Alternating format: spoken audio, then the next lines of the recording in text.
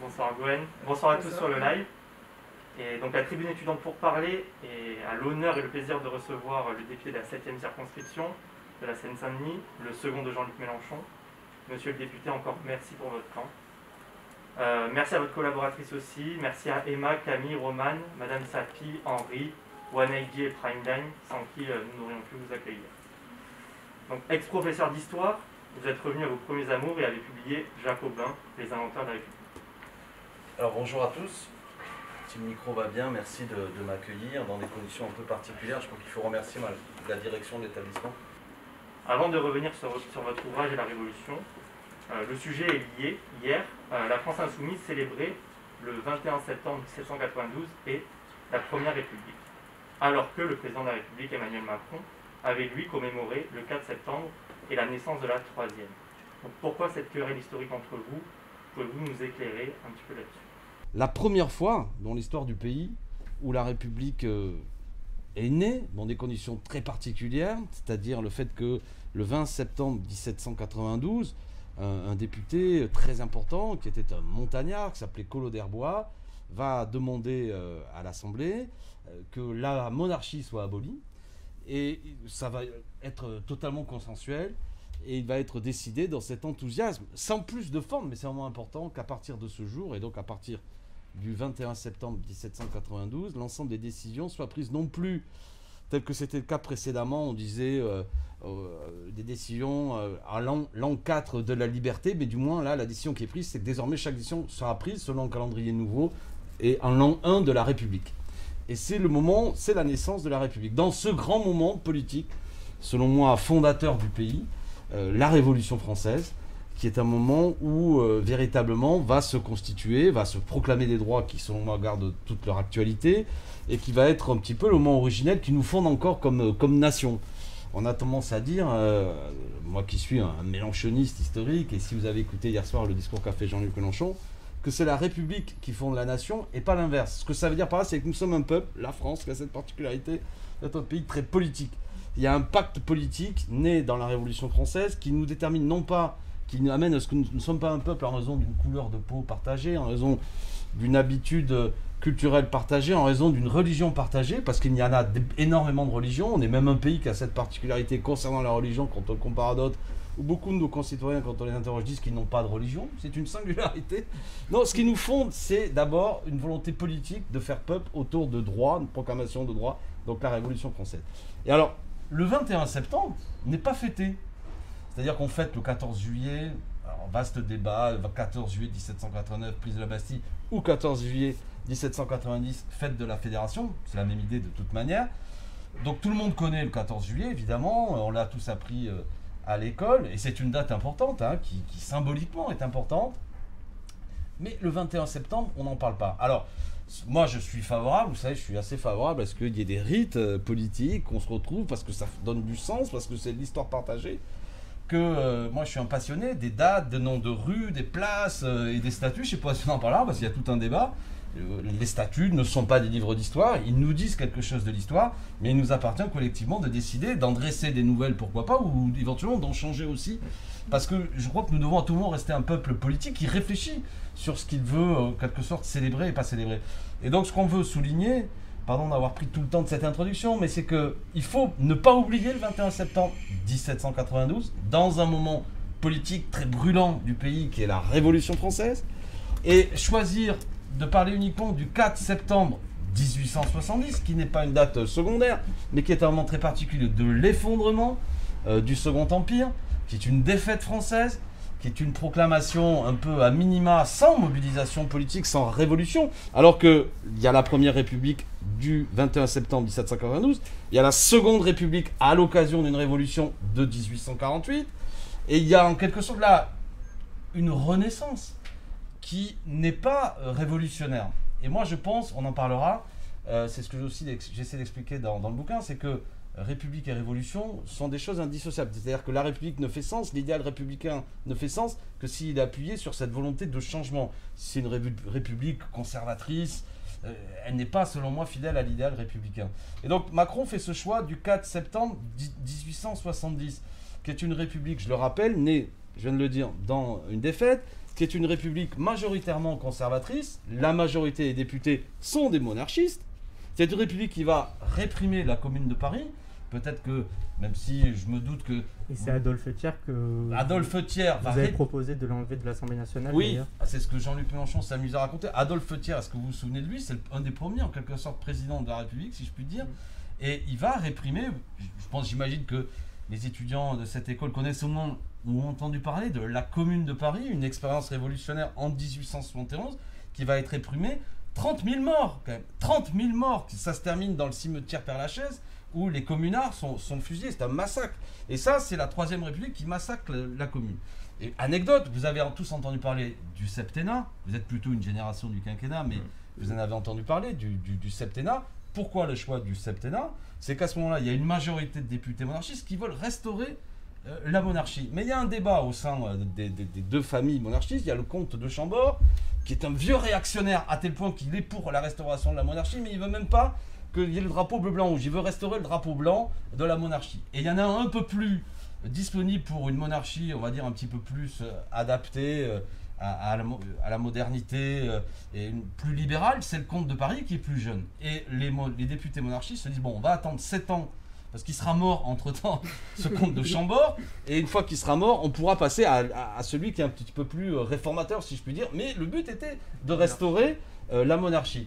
Alors, après, ce qui se passe, c'est 1875, il y a des lois de consolidation républicaine, il y a des lois de l'école. Bon, ce que je suis en train de raconter là, c'est que le caractère républicain de la naissance de la Troisième République est beaucoup moins puissant que le moment fondateur de la naissance de la République, le 21 septembre. Donc, n'oublions, moi je ne suis pas pour effacer le 4 septembre 1870, en plus j'ai pris plaisir à ce que le président de la République fasse un discours qui avait une certaine tenue, hein, au Panthéon, derrière une magnifique fresque qui célèbre la Convention, donc ça m'a amusé, il a fait ça, vous l'avez peut-être pas remarqué, mais il y avait Robespierre, une des statues de Robespierre derrière le président de la République, ce qui est assez unique. Et puis le Panthéon, c'était un bel endroit. Mais surtout, n'effaçons pas la dimension révolutionnaire de l'acte de naissance de la République, qui est le 21 septembre 1792. Et ce serait bien que dans ce pays, on a l'habitude de célébrer beaucoup de choses, on a plein de fêtes sur plein de sujets, mais n'oublions pas au moins le moment où est née la République. D'accord, merci beaucoup pour votre réponse. On pense que votre position est assez claire sur le sujet. Donc maintenant, si vous le voulez bien, on va faire un bref résumé de votre livre, finalement, qui se nomme « Jacobins, les inventeurs de la République ». Donc dans ce livre, vous remettez au goût du jour ces révolutionnaires justement dont vous avez parlé. Vous faites les portraits de Danton, Saint-Just, Robespierre, mais également Pauline Léon, John Oswald ou encore Jean-Baptiste Bellay, et encore bien d'autres, mais on ne va pas tous les citer. Vous faites ces portraits car pour vous, une tradition d'historien, voire une doxa d'éditorialiste, a caricaturé finalement la Révolution française en la scindant en deux parties, deux périodes, l'une pleine de vertus, alors que l'autre est remplie de crimes et de vices, d'après ce qu'ils disent. Or, pour vous, l'on ne sépare pas l'aube du soleil, comme disait Victor Hugo. Donc, pourriez-vous nous en dire plus, finalement, sur votre vision de la Révolution ? La citation de Victor Hugo, comme il dit « République et Révolution sont liées, l'une est la mère, l'autre est la sœur, l'une est le mouvement, c'est l'idée révolutionnaire en mouvement, et l'autre est sa forme plus stabilisée. » Bon, il a cette belle phrase que vous reprenez, et je vous en remercie. On ne sépare pas l'aube du soleil, c'est-à-dire que c'est des moments qui sont communs, même s'ils ont des formes différentes. Alors, je me doute qu'ici, dans cette école, et je vous en félicite, hein, vous faites des études de commerce, du droit, etc. Bon. Moi, j'ai fait des études d'histoire. Je pense, et je vous donne le conseil, amis qui nous écoutez, même si vous faites du droit, même si c'est sans doute des gens très compétents, l'histoire est une matière importante, parce que le passé nous parle encore dans le présent. Et moi, j'ai tendance à penser, vous êtes des gens éclairés, vous avez déjà invité d'autres personnes, vous aimez la politique au sens large du mot, c'est-à-dire la controverse politique. J'imagine peut-être certains ne partagent pas mes opinions, mais le simple fait que vous m'invitiez, je vous en félicite, montre que vous aimez le débat d'idées, et vous avez raison. Il n'y a rien de plus beau dans une société démocratique que la confrontation des idées, l'organisation pacifique de la confrontation des idées, c'est-à-dire des élections, etc. Bon, sinon, je veux dire, tous les mots que nous utilisons, la République, le peuple, la souveraineté du peuple n'a plus aucun sens. Alors, à partir de là, moi je pense qu'il y a un passé aujourd'hui déformé, volontairement déformé, qui pèse sur le présent. Et notamment cette idée que finalement la Révolution française, moi, ma conception à moi, c'est qu'elle proclame des droits à vocation universelle, des droits qui sont encore des programmes politiques. La devise de notre pays, c'est liberté, égalité, fraternité, c'est un programme politique, à quoi je veux bien rajouter laïcité, et féminisme, etc. Mais je dirais égalité, évidemment, il y a beaucoup de choses à perfectionner. On sait très bien que, notamment la place des femmes, même dans le moment révolutionnaire, les femmes jouent un rôle important, mais indiscutablement, elles n'ont pas, par exemple, à ce moment-là, les mêmes droits que les hommes. Il y a beaucoup de choses qui sont à perfectionner. Il n'empêche qu'il y a une impulsion politique, philosophique, qui s'exprime dans l'article 1 de la Déclaration des droits de l'homme et du citoyen. Les hommes naissent et demeurent libres et égaux en droit, qui est quelque chose d'extrêmement puissant, qui n'est pas du tout évident d'ailleurs, qui est encore discuté par certains, qui est discuté à ce moment-là, et qui est encore aujourd'hui, quoi, des hommes libres et égaux en droit, c'est absurde, et pense-t-il, et je rappelle que la phrase c'est naissent et demeurent, n'oubliez jamais le et demeure, il ne s'agit pas seulement de naître égaux, parce que bon ça à la limite on peut toujours le dire, chaque bébé tout rose peut se ressembler, mais demeurer égaux en droit. Et la déclaration, c'est la déclaration des droits de l'homme et du citoyen, parce que nous sommes hommes au sens être humain, mais ce qui est intéressant c'est le citoyen avec des droits, la question des droits politiques. Alors si cette révolution française, moi je pense qu'elle est un moment très important, évidemment dans un moment de fracas politique incroyable. Imaginez, une des plus vieilles monarchies, des plus puissantes d'Europe s'effondre.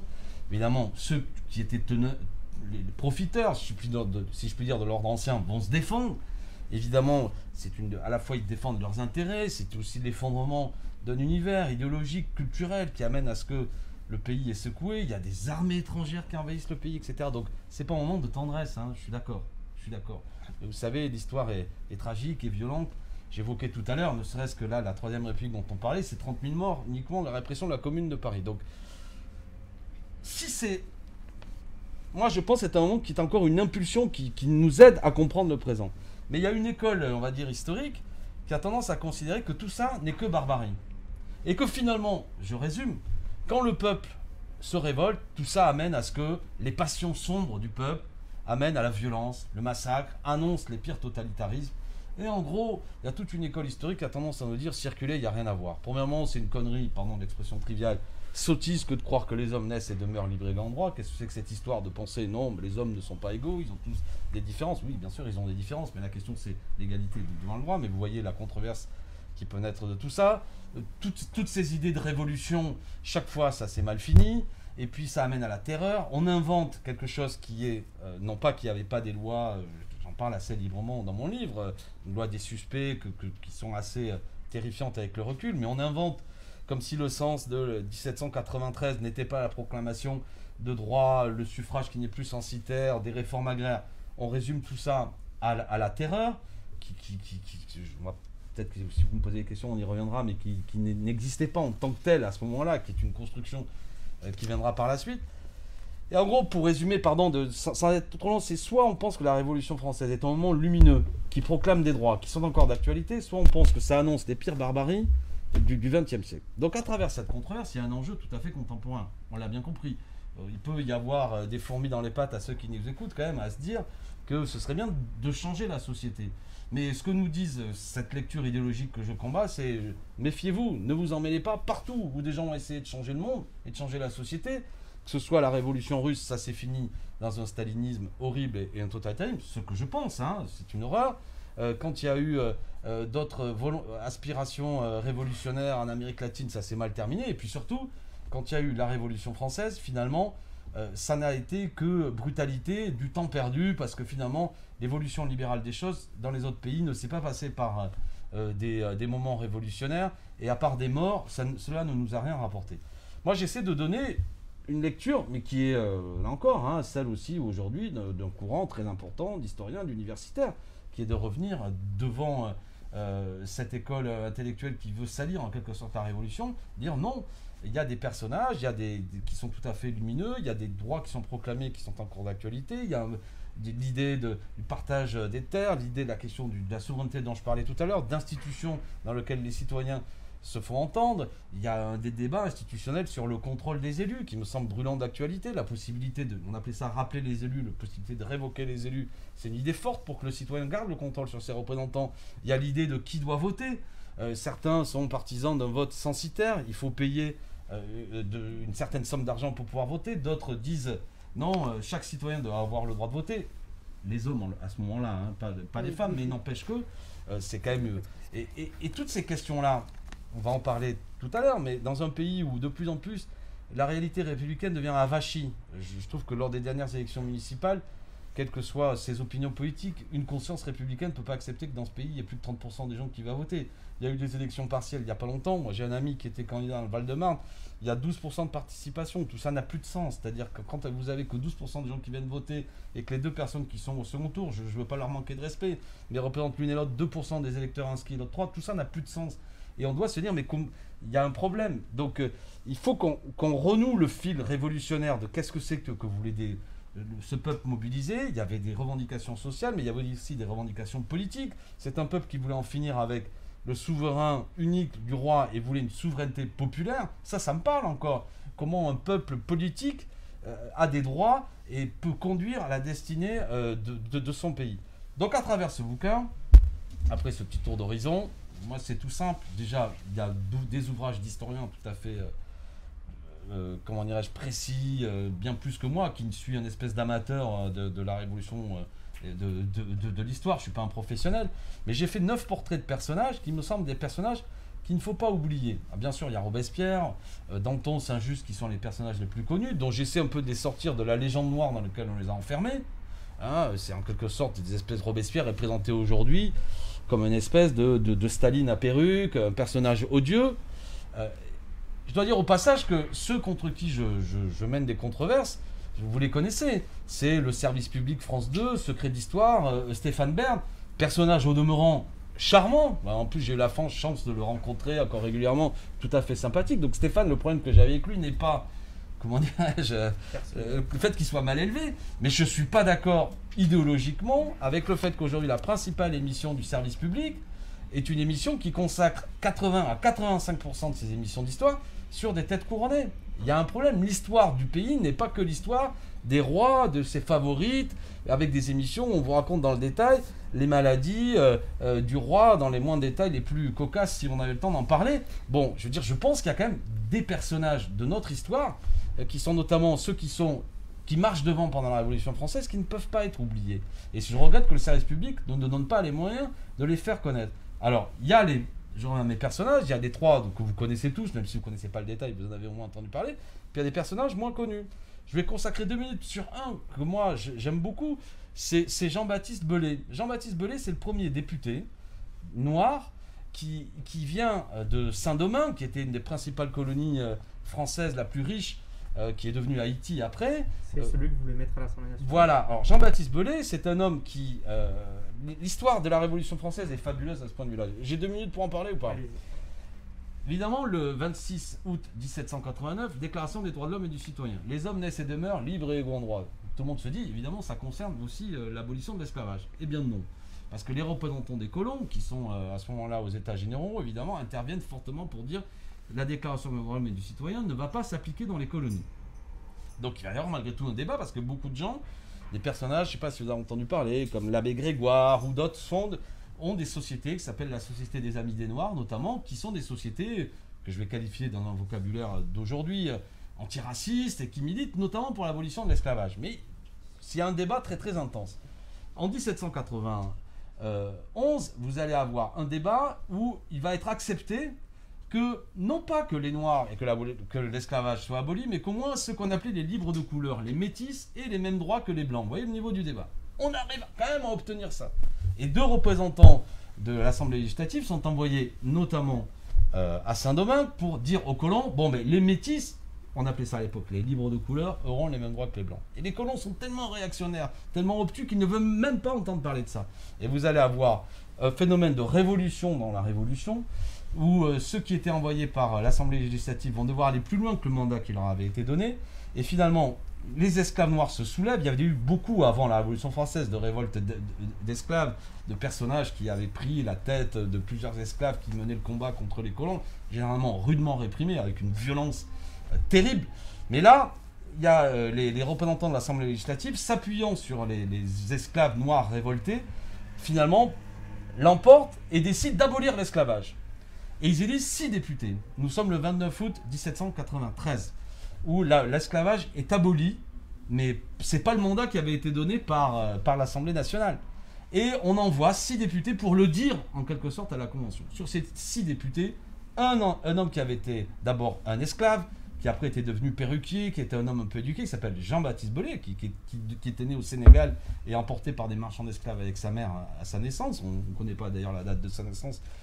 Jean-Baptiste Belay, qui est un esclave éduqué, qui a joué un rôle important dans cette révolution, comme député, arrive. C'est un voyage incroyable, les colons veulent l'exécuter en chemin, il s'arrête à New York, ils lui courent après parce qu'ils ne veulent pas qu'il aille raconter tout ça. Et il arrive le 4 février 1794, si pluvieuse selon la célèbre date, et abolition de l'esclavage. C'est magnifique comme histoire, parce que pour la première fois dans un pays, nous allons abolir l'esclavage. Je rappelle que par la suite, quand il y aura Napoléon qui prendra le pouvoir, l'esclavage sera rétabli. Il faut attendre 1848 pour que, avec Victor Schœlcher, l'esclavage soit définitivement aboli. Il s'avère qu'un peintre qui s'appelait Girodet, que vous connaissez peut-être parce que dans les bouquins d'histoire, il y a un tableau, je crois que c'est qui représente... j'oublie qui il représente d'ailleurs. Tiens, j'ai l'air bête. Un des grands écrivains français qui est souvent représenté, c'est une peinture très romantique. Donc j'essaie de le retrouver d'ici là.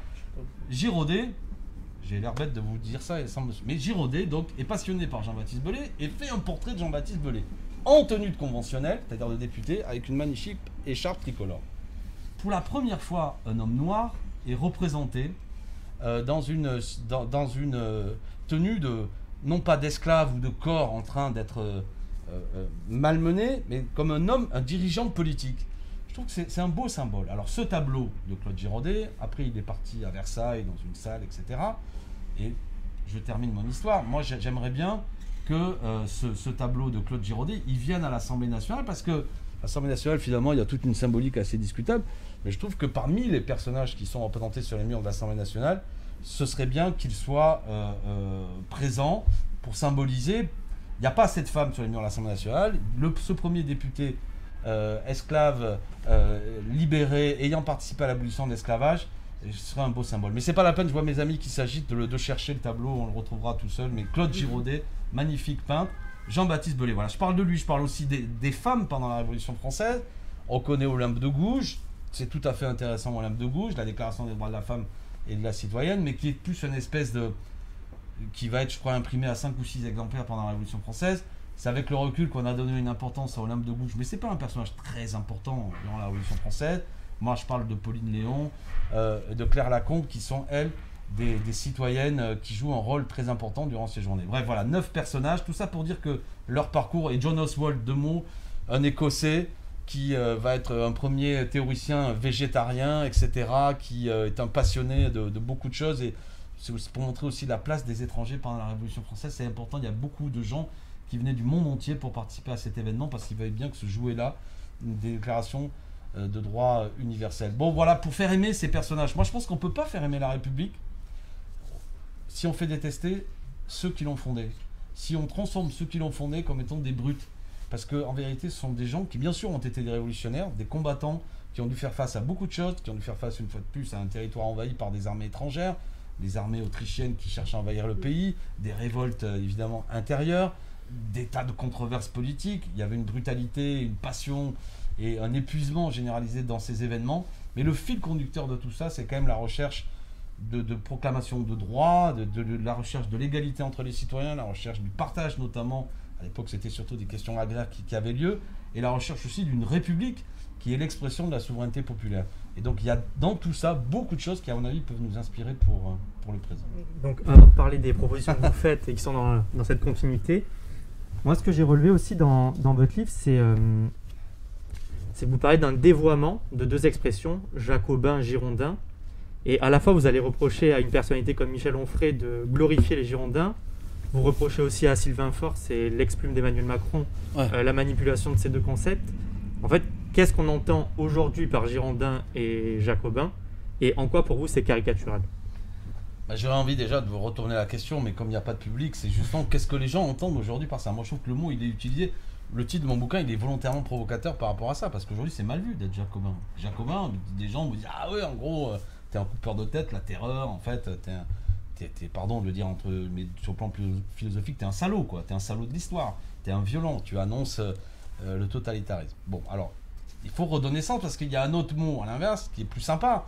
Le président de la République, quand moi j'ai été élu comme député, la première fois qu'il nous a réunis en congrès à Versailles, le congrès c'est là où les députés et les sénateurs vont, Nous, on n'y est pas allé pour protester, mais parce qu'on est un peu insoumis, un peu casse-pied. Mais le but qu'il avait à dire à la représentation nationale, c'est qu'il proposait au pays un pacte girondin. Alors Emmanuel Macron a dit ça en 2017. Donc, vous voyez, il y a des mots qui existent encore. Alors, c'est quoi jacobin, c'est quoi girondin? Après, peut-être je dirais 2 mots sur Onfray et tout ça. Mais bon, déjà, c'est le club des Jacobins. Le club des Jacobins, c'est la Société des Amis de la Constitution. C'est un club. En vérité, tous sont des Jacobins. Ou du moins, tous sont des membres de cette Société des Amis de la Constitution. Pourquoi les Jacobins? Juste pour une anecdote, c'est que dans un premier temps, c'est un club de députés bretons qui se réunit dans un café qui s'appelle le Café Amaury à Versailles. Le but, c'est tout simple, hein, vous savez, c'est des provinciaux qui montent à Paris, c'est des états généraux, ils connaissent rien, ils sont paumés, ils connaissent pas leurs voisins, mais vous n'y avait pas Internet, il n'y avait rien. Les types dans leur campagne, il y a les cahiers de doléances dont vous avez entendu parler, ils montent à Paris. Et puis quelques-uns ont l'idée de se dire, ce serait bien qu'on se coordonne pour avoir une parole un peu commune, hein, qu'on soit plusieurs éventuellement durant les débats. Et donc ça commence par les députés bretons qui se réunissent entre eux, c'est un club breton, qui disent bon voilà, on va essayer de se coordonner parce qu'il y a des gens plus ou moins avertis politiquement. Et progressivement, ce club breton, il va s'élargir. Et quand par la suite, après le 5 octobre 1789, le roi décide de quitter Versailles et de venir à Paris, le club se déplace et il cherche un local. Et il y avait des religieux à l'époque qui avaient des locaux et qu'on appelait les Jacobins parce qu'ils avaient leurs locaux qui étaient dans un premier temps rue Saint-Jacques, si je ne dis pas de bêtises. Voilà, à peu près. Donc bon, c'est une expression courante. Donc le mot de ce club des Jacobins, c'est d'abord l'idée que ce sont des députés qui, par ailleurs, après, il va y avoir différentes scissions, mais c'est ceux qui défendent l'idée qu'il faut une constitution pour le pays, c'est ceux qui sont attachés à ce que la déclaration des droits de l'homme soit pas seulement une déclaration qui proclame des droits, mais que ce soit une réalité politique. Alors, en son sein, par la suite, il va y avoir une évolution. Ce club connaîtra des ruptures. Il y aura ceux qu'on appellera plutôt les montagnards. C'est Robespierre, notamment, qui, eux, sont vraiment les plus déterminés à faire de la déclaration des droits de l'homme et du citoyen, de l'égalité entre les citoyens une réalité, qui sont sensibles à la question sociale, notamment, qui est d'abord, je l'ai dit tout à l'heure, une question agraire, pour des réformes agraires, qui est pour limiter les prix, notamment, parce qu'à l'époque, il y avait des envolées de spéculation de prix qui étaient terribles, etc., etc. Et il y en a d'autres qui sont, on va dire, un peu moins avancés sur les questions sociales, qui sont souvent des députés qui étaient originaires de Bordeaux, donc girondins, on y vient, et dans un premier temps qui étaient majoritaires, mais qui, devant l'exigence du peuple, vont aussi par la suite devenir minoritaires. Bon, c'est ça le débat. D'abord, c'est des gens qui quand même sont très proches les uns des autres, donc c'est pas si irréconciliable au point de départ, mais c'est sur des questions sociales, notamment la loi du maximum qui fixe des prix maximum pour éviter qu'il y ait trop des envolées des prix. C'est ceux qui pensent que quand le peuple se mobilise, il faut l'entendre. Et puis, pour la petite histoire, quand même, les Girondins, notamment à l'époque, il y a le grand député girondin dirigé, il s'appelle Brissot. À l'époque, on l'appelle les Brissotins. Ils sont aussi pour déclarer la guerre à d'autres pays d'Europe. Et par exemple, Robespierre n'est pas pour la guerre. Il pense qu'il y a même cette phrase qui est dit « Les peuples n'aiment pas les missionnaires armés » parce que les Girondins pensent qu'on va un peu, en quelque sorte, étendre la révolution à d'autres pays d'Europe. Et voilà. Donc, ce que je veux dire, c'est qu'aujourd'hui, on transforme complètement tout ça. Et on a l'impression qu'il y aurait d'un côté les Girondins qui seraient des réformateurs sympas. Alors on leur attribue, et moi j'affirme ici que ça n'est pas vrai, ça aurait valu le coup peut-être d'affiner les choses, que les Girondins sont décentralisateurs. Ça c'est un gros baratin. Les Girondins ne sont pas des décentralisateurs, ils ne sont pas pour faire du pays, c'est pas des fédéralistes, hein. Il y a des mots un peu piégés, mais ils ne sont pas pour que la République française ne soit plus une et indivisible. Ils ont des différences avec les montagnards sur les questions sociales, mais ils ne sont pas ce qu'on présente aujourd'hui, qui sera en gros les démocrates pacifiques et les jacobins violents. Je répète que les Girondins, quand ils dirigent, notamment, ils déclarent la guerre. Ils déclarent la guerre à d'autres pays, ceux contre quoi sont les prétendus méchants jacobins, et on pourrait continuer sur d'autres sujets. Donc, surtout ce que je crois, je ne sais pas si ceux qui nous écoutent ont suivi, c'est que l'utilisation contemporaine de ces mots est absurde. Ce que fait Emmanuel Macron aujourd'hui, qui vise à faire quoi? Notamment à mettre en place une réforme institutionnelle, on verra s'il y arrivera, et Jean Castex en a fait la feuille de route de son discours d'investiture comme Premier ministre, c'est de mettre en place ce qu'ils appellent la différenciation des droits. Ils veulent que les régions aient la possibilité de faire des expérimentations, éventuellement législatives, de réglementation. Moi, je suis contre ça. Je pense que la différenciation, ou le droit à la différenciation, on va dire, c'est comme ça, pardon, j'ai mal dit les choses que dit Jean Castex, le droit à la différenciation au niveau des régions amènera très vite à une différenciation des droits selon les régions. Moi, je ne suis pas d'accord parce que vous savez, ça va aller très vite, hein. Ce que vont réclamer les régions, c'est des fiscalités différentes pour être plus attractives, etc.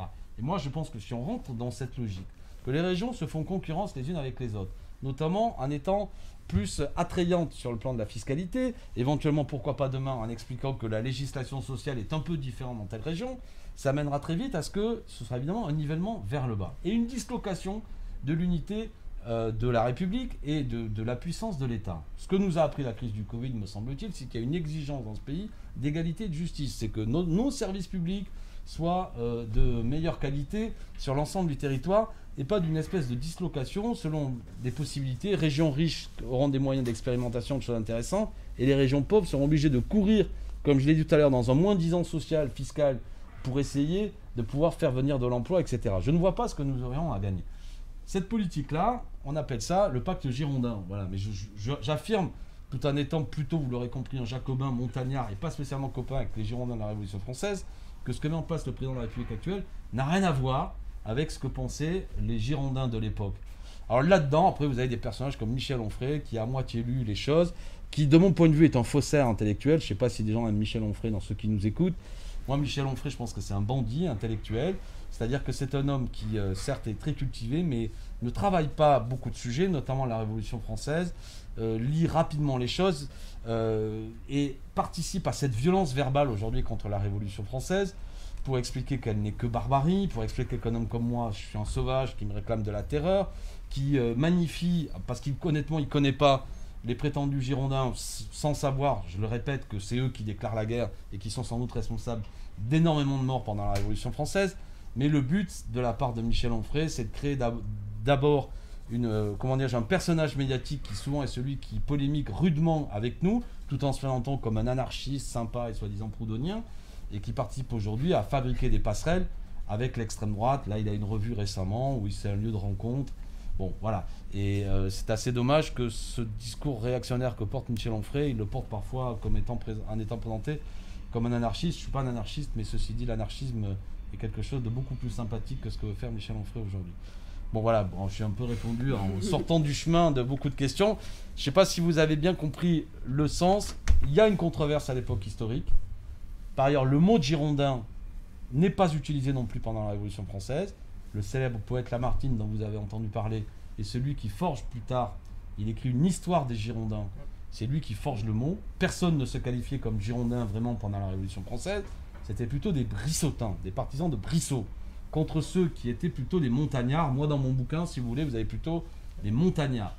Mais la controverse qui les divisait n'a rien à voir avec la manière dont est utilisées les choses de la part notamment d'Emmanuel Macron. Alors pourquoi fait-il ça ? C'est qu'ils ont forgé une image. Il y aura en gros les révolutionnaires sympas, démocrates, décentralisateurs, qui seraient les Girondins, et les méchants et violents, qui seraient mes jacobins montagnards. Sauf que j'affirme ici, mais je ne suis pas le seul, parce qu'en vérité, beaucoup d'historiens avant moi, que tout ça est une manière, une fake news, comme on dit aujourd'hui, une manière frauduleuse de prendre l'histoire, de soi-disant se réclamer de la Révolution française, mais en essayant de le faire dégorger complètement de sa puissance révolutionnaire et de sa passion d'égalité, qui est quand même le fil conducteur de ce que proclame la Révolution française. Okay. Si je suis trop bavard, vous m'arrêtez, parce que sinon, moi... Non, mais c'est intéressant. Non, mais je vous remercie. Faut pas hésiter à réagir, y compris sur mon propos. Non, mais justement, on a beaucoup parlé d'histoire, et notamment de ce que l'histoire nous apportait en fait aujourd'hui. Et d'ailleurs, vous établissez souvent un parallèle entre l'actualité et ce qui s'est passé en 1789, entre les révolutionnaires et les gilets jaunes d'aujourd'hui. Donc, quel est le point commun entre ces deux périodes finalement d'après-vue ? On a un petit peu abordé, mais est-ce qu'on peut peut-être préciser ce point ? Oui, c'est-à-dire que vous, comme moi, même si vous êtes légèrement plus jeune que moi, mais il n'empêche que vous êtes allé à bonne école, à quelques années près. Non mais, on a tous appris, et moi c'est pour ça que j'aime la France, je trouve que ce pays est fantastique. On a appris qu'on est né dans un moment révolutionnaire, on a une devise qui est un programme révolutionnaire. Je veux dire, ce pays apprend sur les bancs de l'école, on a notre devise, notre hymne. Je veux dire, c'est aux armes citoyens, former des bataillons. Bon, c'est un chant révolutionnaire qui est pour. Donc pour un homme comme moi, vous comprendrez que je suis plutôt à l'aise, il y a un patriotisme en moi, républicain, que je suis, bon, c'est des valeurs culturelles qui sont clés. Et j'observe que ça reste encore vivant, c'est-à-dire que quand vous avez des mobilisations sociales, j'ai pris l'exemple des Gilets jaunes parce que il y avait les Gilets jaunes quand j'ai créé le bouquin, dans un premier temps, des gens qui étaient de droite, de gauche, qui étaient rien du tout politiquement. C'est ça qui faisait cette singularité dans le monde des Gilets jaunes, c'est qu'ils se sont retrouvés là, des gens qui en avaient assez, souvent issus de ce qu'on appelle les milieux périurbains de province, où on est obligé d'avoir la bagnole pour aller bosser, etc., auxquels on disait on va vous augmenter encore les taxes, ils n'en pouvaient plus. Eux, rapidement, ils expliquaient que chez eux, il n'y a plus de services publics, il y a plus, bon, et vous avez quand même une protestation populaire de grande ampleur, bien sûr confuse et bouillonnante, parce que, je ne sais pas si on en parlera tout à l'heure, il y a une crise du politique aujourd'hui, les gens détestent les partis politiques, et on comprend, détestent les élus, ont le sentiment que, et ils n'ont pas toujours tort, que le moindre parlementaire est un type qui fait carrière plutôt que vraiment qui cherche à être un représentant du peuple. Bon, il y a ce que je disais tout à l'heure, il y a une abstention, il faut comprendre ce que ça veut dire l'abstention, c'est-à-dire qu'il y a une vie politique qui tourne, alors que la grande majorité des gens ne s'en mêlent plus. Donc ce qui s'exprime dans les Gilets jaunes, c'est tout ça, avec bien sûr des contradictions, des sottises parfois qui étaient peut-être dites tout là, ici ou là, même des choses réactionnaires, mais globalement, moi j'ai vu là quelque chose de positif, une protestation que nous devions entendre. Et les symboles qui ont été utilisés à ce moment-là, vous voyez, sans que les gens soient... vous en mettez quelques-uns, je ne sais pas si nos amis qui nous suivent, c'est immédiatement le drapeau bleu-blanc-rouge, des Mariannes, des gens des bonnets phrygiens, pardon, les gens portaient le bonnet phrygien, on a bien compris la référence à 1789, à la Révolution française. Il y a des gens qui, sur leur gilet au feutre noir, marquaient des choses, l'article 1 de la Déclaration des droits de l'homme et du citoyen. Il y avait même des gens plus violents, moi je trouvais ça un peu triste, mais qui parfois, il y avait une guillotine. Ces gens-là, j'imagine, n'appelaient pas au meurtre, mais du moins montraient que c'était l'idée, on veut en finir avec la monarchie. Bon, hein, vous savez que quand le peuple il se met en colère, il dit pas que toujours des choses douces, hein, évidemment. Mais donc d'un seul coup, vous aviez une espèce comme ça, de présence dans l'histoire d'un passé. Et c'est ça qui a de fabuleux. Et c'est tout le débat, je ne comprends pas ce que j'ai dit tout à l'heure, c'est la République laquelle? Celle de 1870, une République un peu conservatrice, ou celle de 1792, une République qui proclame des droits et qui lutte pour l'égalité entre les citoyens et qui s'en prend aux privilèges.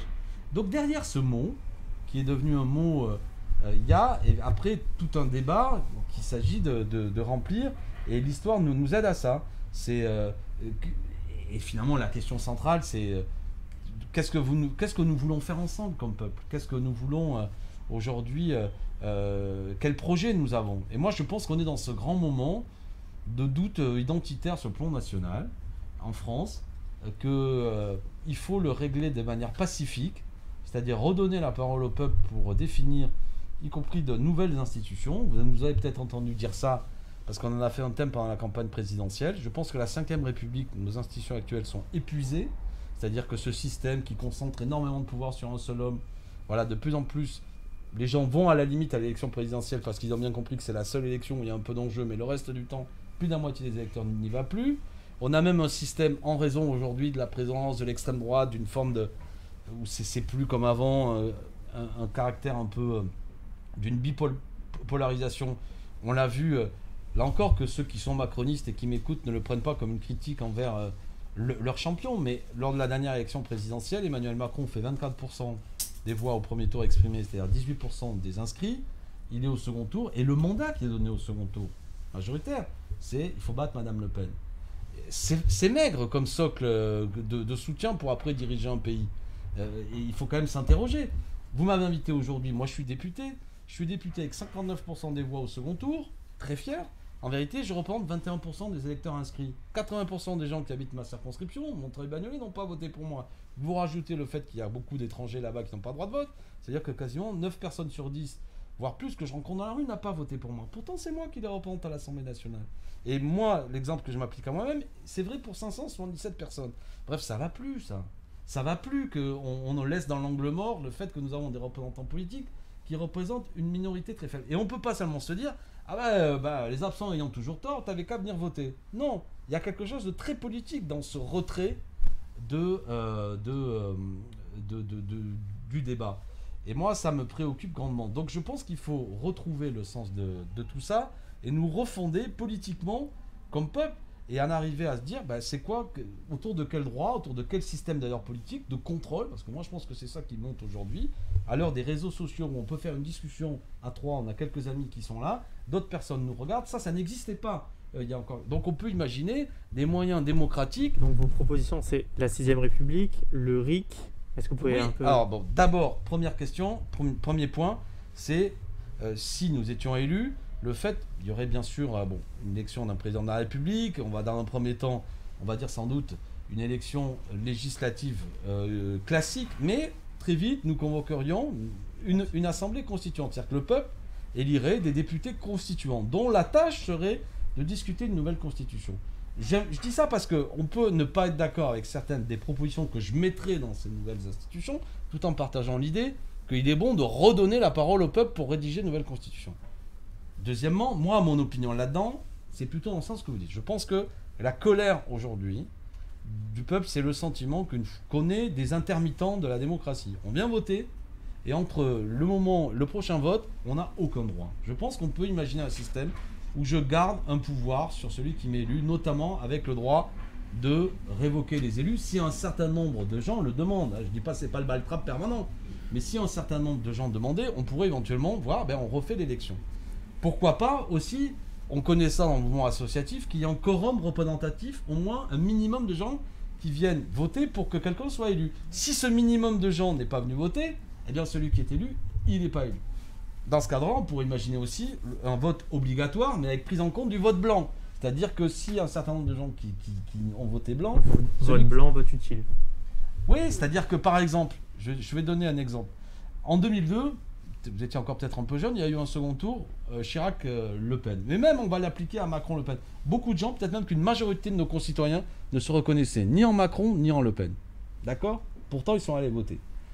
Si vous avez la possibilité que vous avez un vote blanc, ça offre la possibilité qu'une majorité de gens peut très bien aller voter blanc en disant c'est pas ce second tour-là qu'on veut. Et on reprend. Bref, on peut imaginer plein d'autres choses.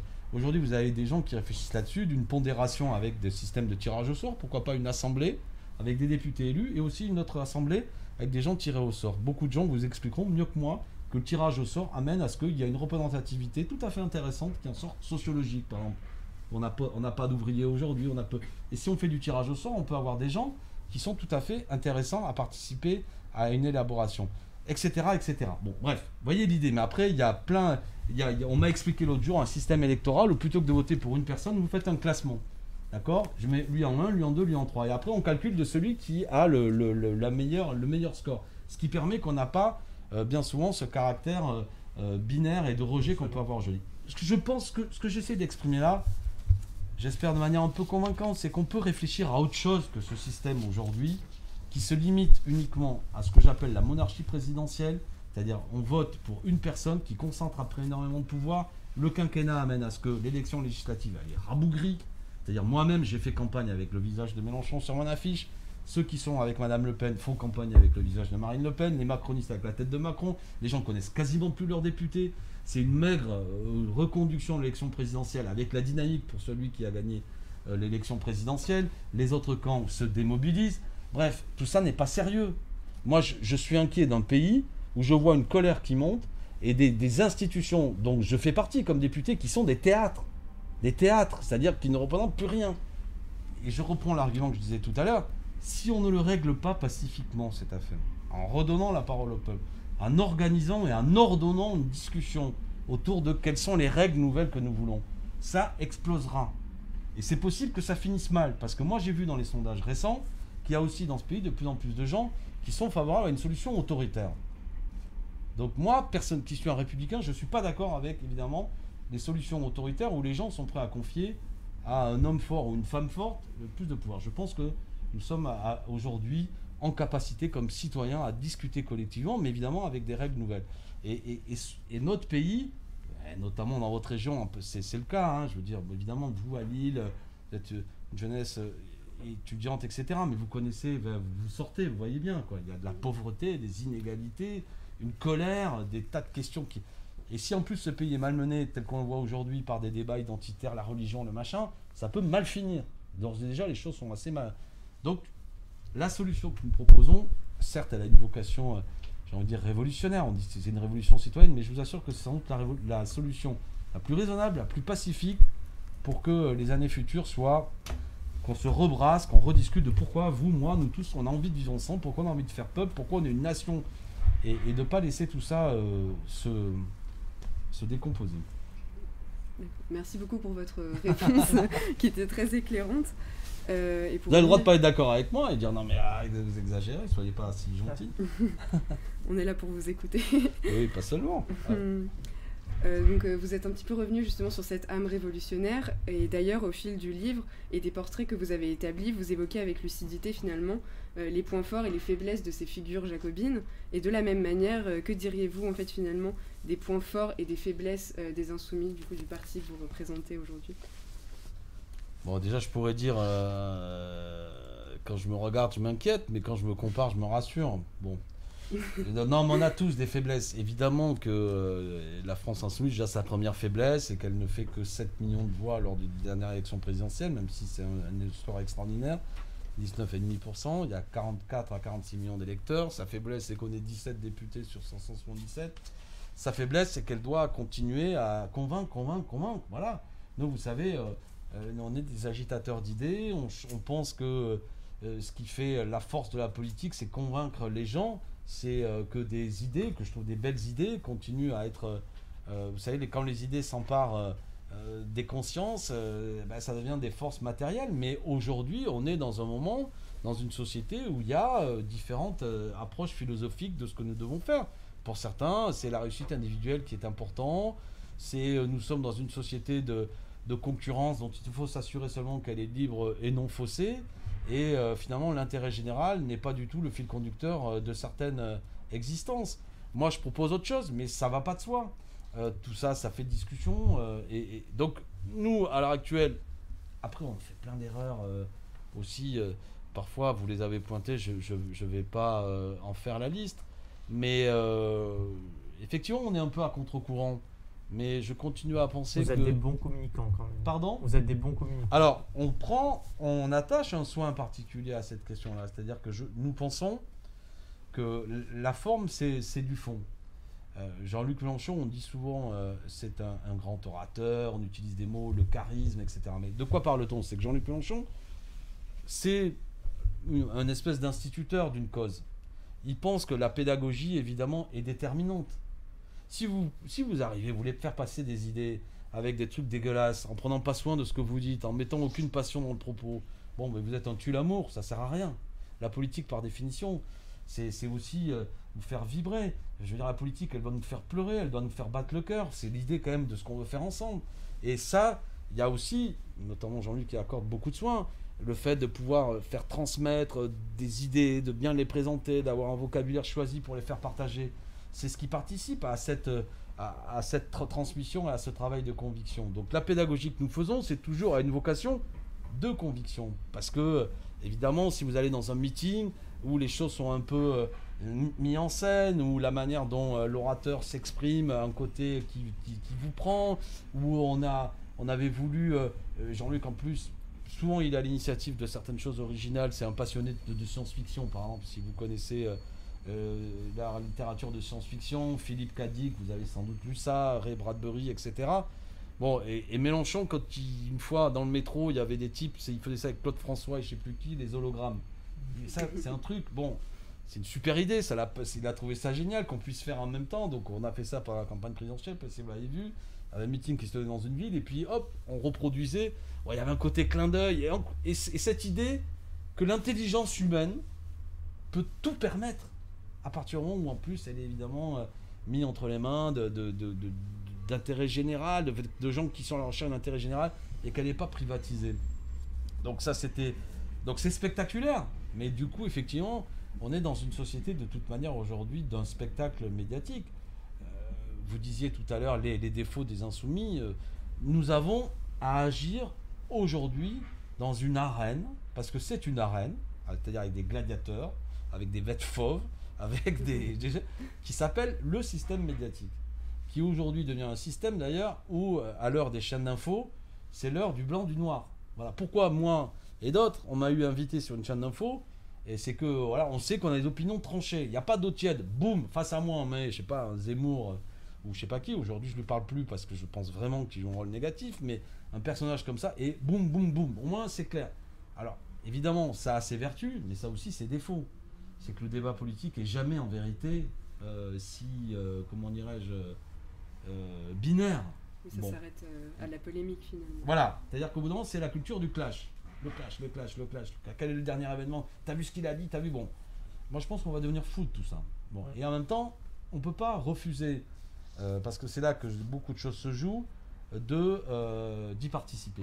C'est-à-dire que moi qui ai 52 ans, qui ai commencé à militer dans les 16-17 ans, on diffusait des tracts. Bon, c'est sympa tout ça, il faut le faire. On colle des affiches, on diffuse des tracts, on fait le porte-à-porte. Mais si vous n'êtes pas dans le système médiatique, vos idées, pour qu'elles passent auprès notamment des milieux populaires, c'est extrêmement difficile. Donc on doit comment dirais-je, agir dans ce contexte particulier où je pense que nous faisons entendre une voix un peu singulière, remarquée, qui crée des passions. Moi, je fais des comptes Twitter, je ne peux pas envoyer un tweet sans que j'ai 50 types qui m'insultent. Et ça va de mes idées jusqu'à mon physique. T'es gros, t'es moche, depuis que t'es élu, bon, tout y passe. Bon, bah, très bien. C'est comme ça. Mais en même temps, bon, bah, je pense qu'on participe, nous aussi, à ce débat. Et on essaie un peu de le faire avec un certain style qui est de positions qui ne sont pas d'une langue de bois. Bon, et puis après, à chacun de juger comment vous voyez les choses. Mais ne perdez pas de vue que c'est un engagement total, que c'est difficile et que évidemment que c'est difficile d'aller à contre-courant de l'état d'esprit général qu'on veut nous imposer, à savoir, comme je disais tout à l'heure, ce qui fait sens dans une vie n'est qu'une réussite individuelle en perdant de vue ce qui est une histoire collective d'un peuple qui essaie d'avoir une réalité de partage. Voilà. Mais bon, une fois qu'on dit tout ça, j'ai l'air un peu triste, mais je pense que moi, je me félicite que l'exigence écologique aujourd'hui soit de plus en plus partagée par des gens. Après, la traduction politique, c'est autre chose. Mais il y a des choses comme ça qui sont des évidences, me semble-t-il.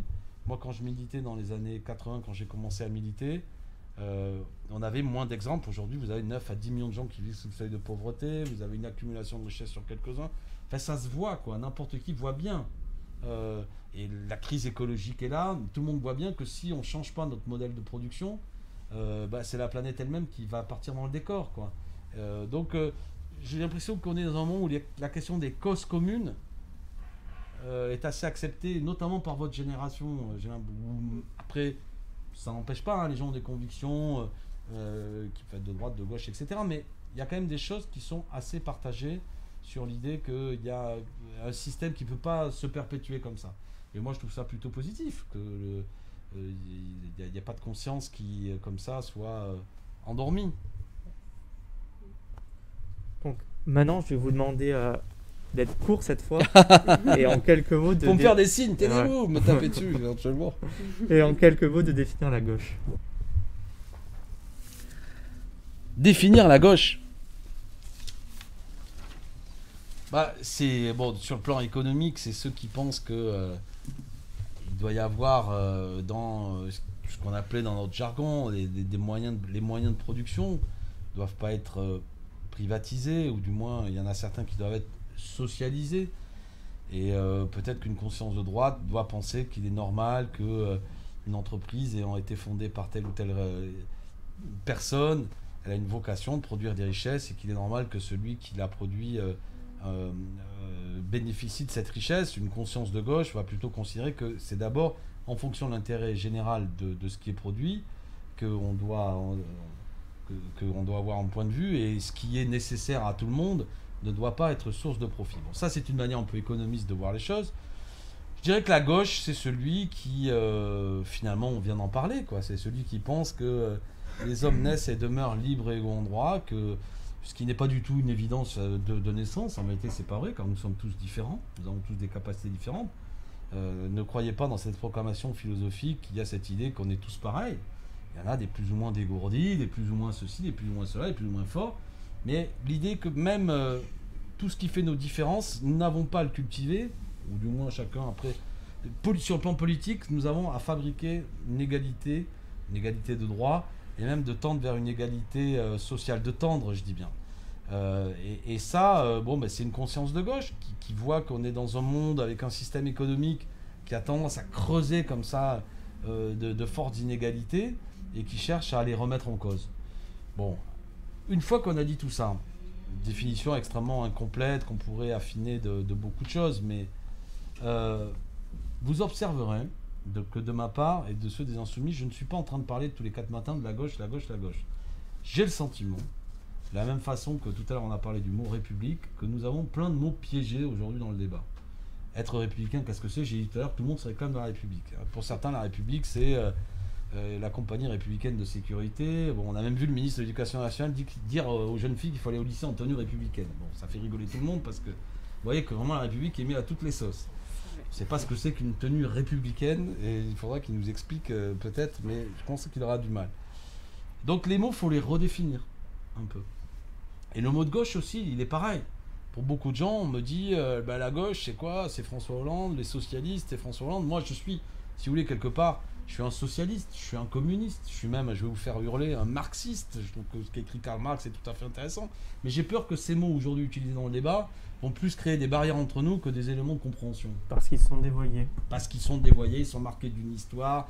On évoquait tout à l'heure l'idéal communiste qui est un bel idéal, s'est transformé en la révolution russe, à une barbarie indiscutable, qui était le stalinisme que je rejette complètement. Donc on est dans une époque, je crois, où nos idées, et on en revient à la question que vous me posiez sur la communication, nos idées, du moins des gens comme nous, c'est pas dire Mélenchon c'est le vrai de gauche, le 100% à gauche, c'est incompréhensible pour les gens.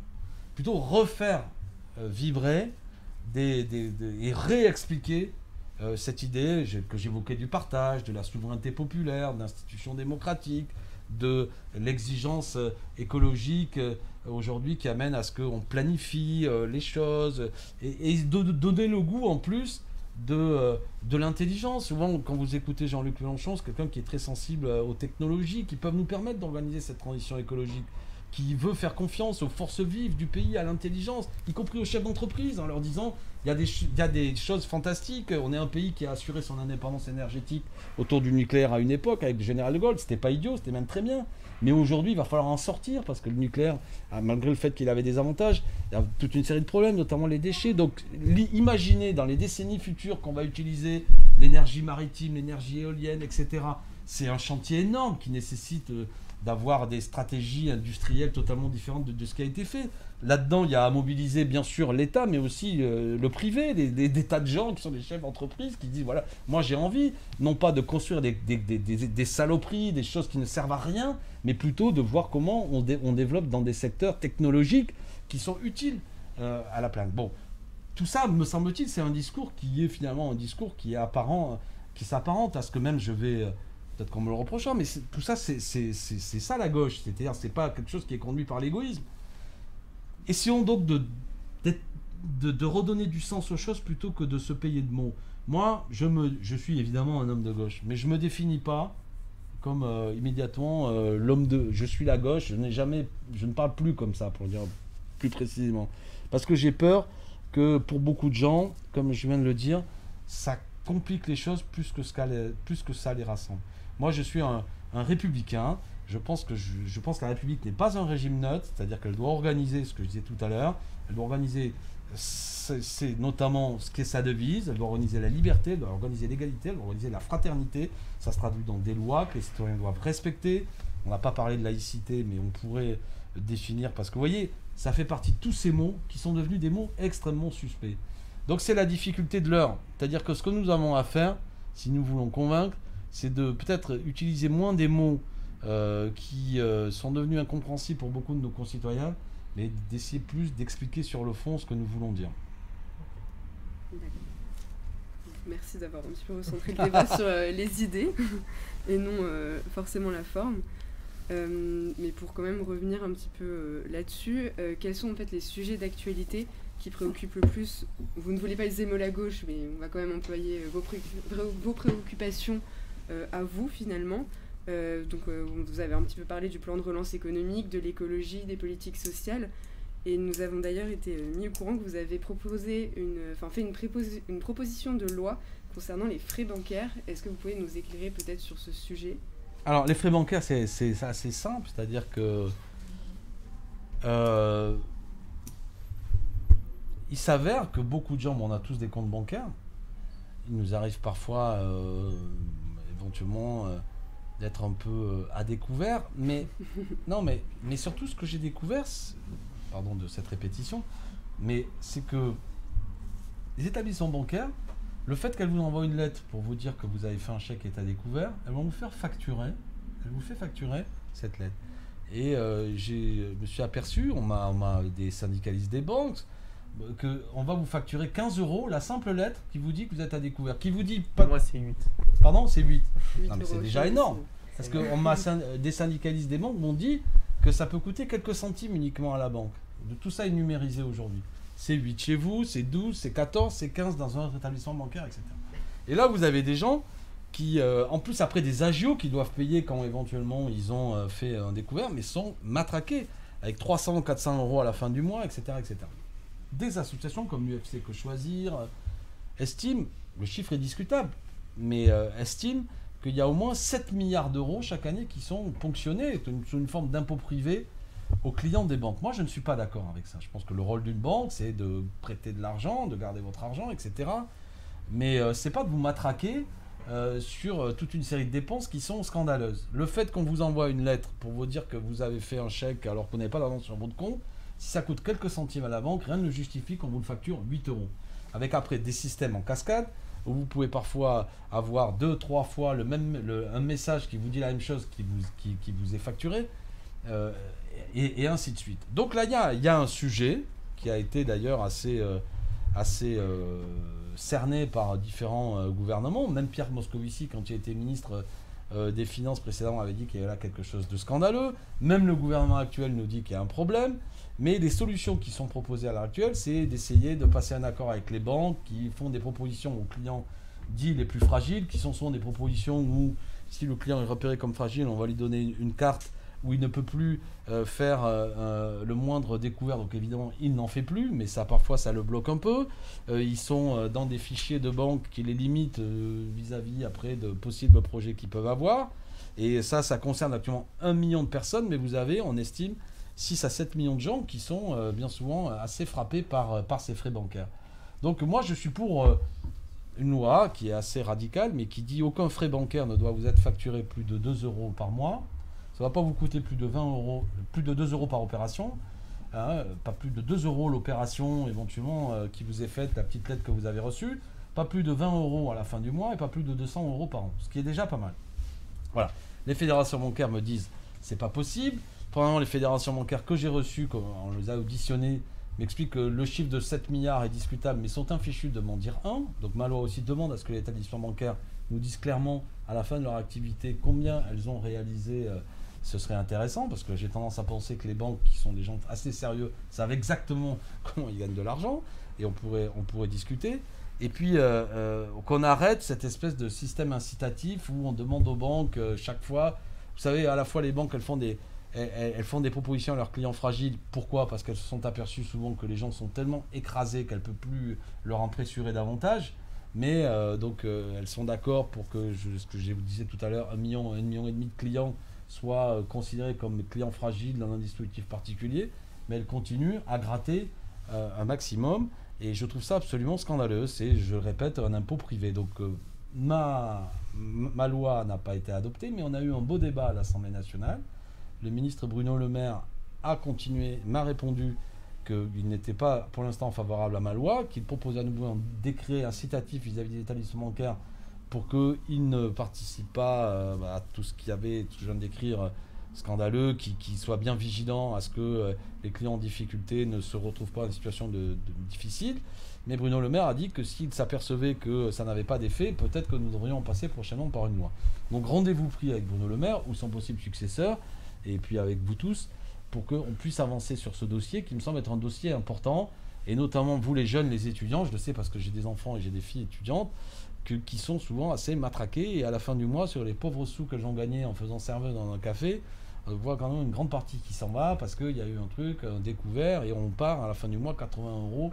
Bon, c'est pas tolérable, quoi, et je trouve que c'est déloyal de la part des banques. Une activité des banques, elle n'est pas là pour faire les poches. Bon, ça c'est ma petite actualité à moi. J'ai fait un petit bouquin vous avez la gentillesse de présenter, qui explique un peu tout ça. Et puis après, quelle était votre question un peu sur l'actualité qui vient Répétez-moi parce que j'ai perdu le fil. Vous me disiez, c'est quoi les sujets d'actualité qui préoccupent le plus la gauche, la France insoumise Bon, mais c'est toujours pareil. Nous, on pense qu'il faut un vrai plan de relance qui n'est pas le plan de relance actuel du gouvernement. Vous savez, les entreprises sont en sale état. Hein. La crise du Covid a été très dure. Beaucoup de petites TPE, PME sont en grande difficulté. L'aide apportée par le gouvernement est une aide indifférenciée, j'ai envie de dire, que ce soit des grands groupes qui ont réalisé des profits ou ces petites entreprises, qui est une aide qui ne conditionne pas des aides publiques à le maintien de l'emploi. Avec le crédit d'impôt. Voilà, le crédit d'impôt est maintenu, 20 milliards, bon, c'est absurde. Tout ça coûte fort cher en argent public et n'a aucune efficacité. Moi, je serais pour vraiment, comment dirais-je, concentrer les aides sur ceux qui en ont vraiment besoin. Et vous avez des grands groupes qui profitent d'ailleurs de l'opportunité de la période pour avoir toute une série de déductions fiscales à l'occasion de ces crédits de ce CICE et mettre en place des plans de licenciement dont vous avez entendu parler, ce qui est assez scandaleux. Je pense à Auchan ou d'autres groupes, Sanofi, etc.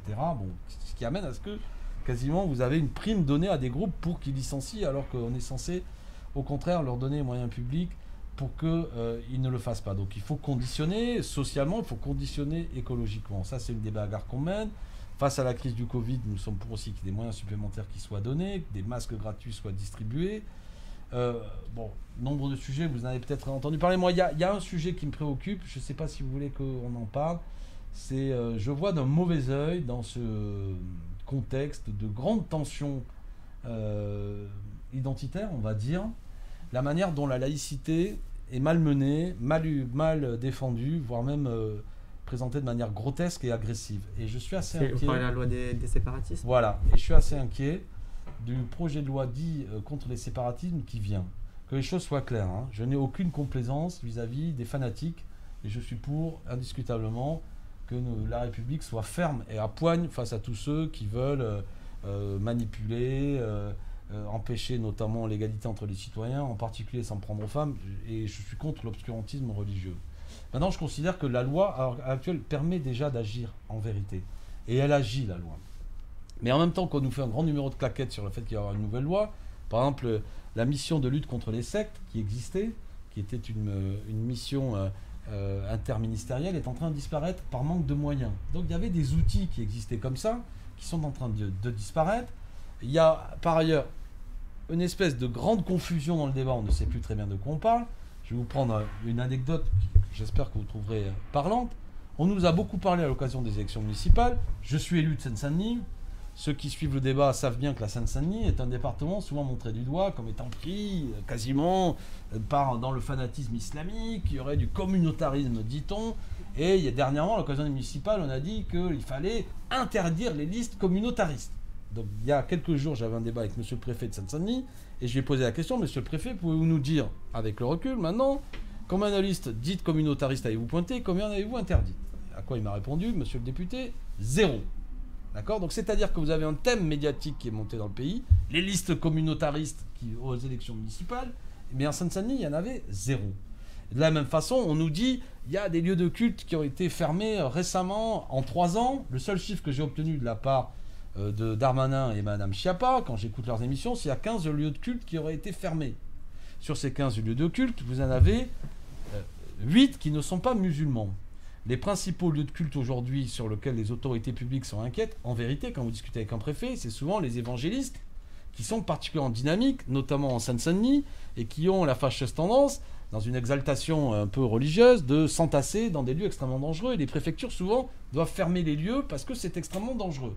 Bon, donc vous voyez, s'il y a eu depuis 3 ans, sur ces 15 lieux de culte fermés, 7 lieux qui sont liés à l'islam, c'est pas toujours... Enfin, je veux dire, c'est une réalité qui est, sur laquelle il faut être vigilant, mais qui, selon moi, ne participe pas à un climat où il faudrait considérer qu'il faut absolument renforcer la loi, qu'il y a une généralisation. C'est plutôt l'inverse. De la même façon qu'on a parlé de la fermeture de 240 lieux qui sont souvent sur... je crois qu'il y en a 210 qui sont des débits de boissons, où c'est souvent plus des problèmes matériels de sortie de secours, de frigo qui ne marchent pas, que vraiment des problèmes ciblés et comment dirais-je, de fanatisme religieux. Quoi qu'il en soit, même les chiffres que je vous donne montrent que la République et l'État a les moyens d'agir. Et j'ai peur que, dans le projet de loi qui vient, c'est que ce soit une espèce de loi des suspects généralisée incompréhensible. On ne sait plus de quoi on parle. Moi, je fais un appel à la raison. Je demande au pouvoir public, dites-nous les chiffres, quels sont les problèmes, quels problèmes avez-vous rencontrés? S'il y a des lieux qui sont des concentrations de fanatiques, évidemment, fermez-les. S'il y a des gens qui embrigadent d'autres gens contre leur volonté, ce qui est interdit par la loi, évidemment, sanctionnez-les.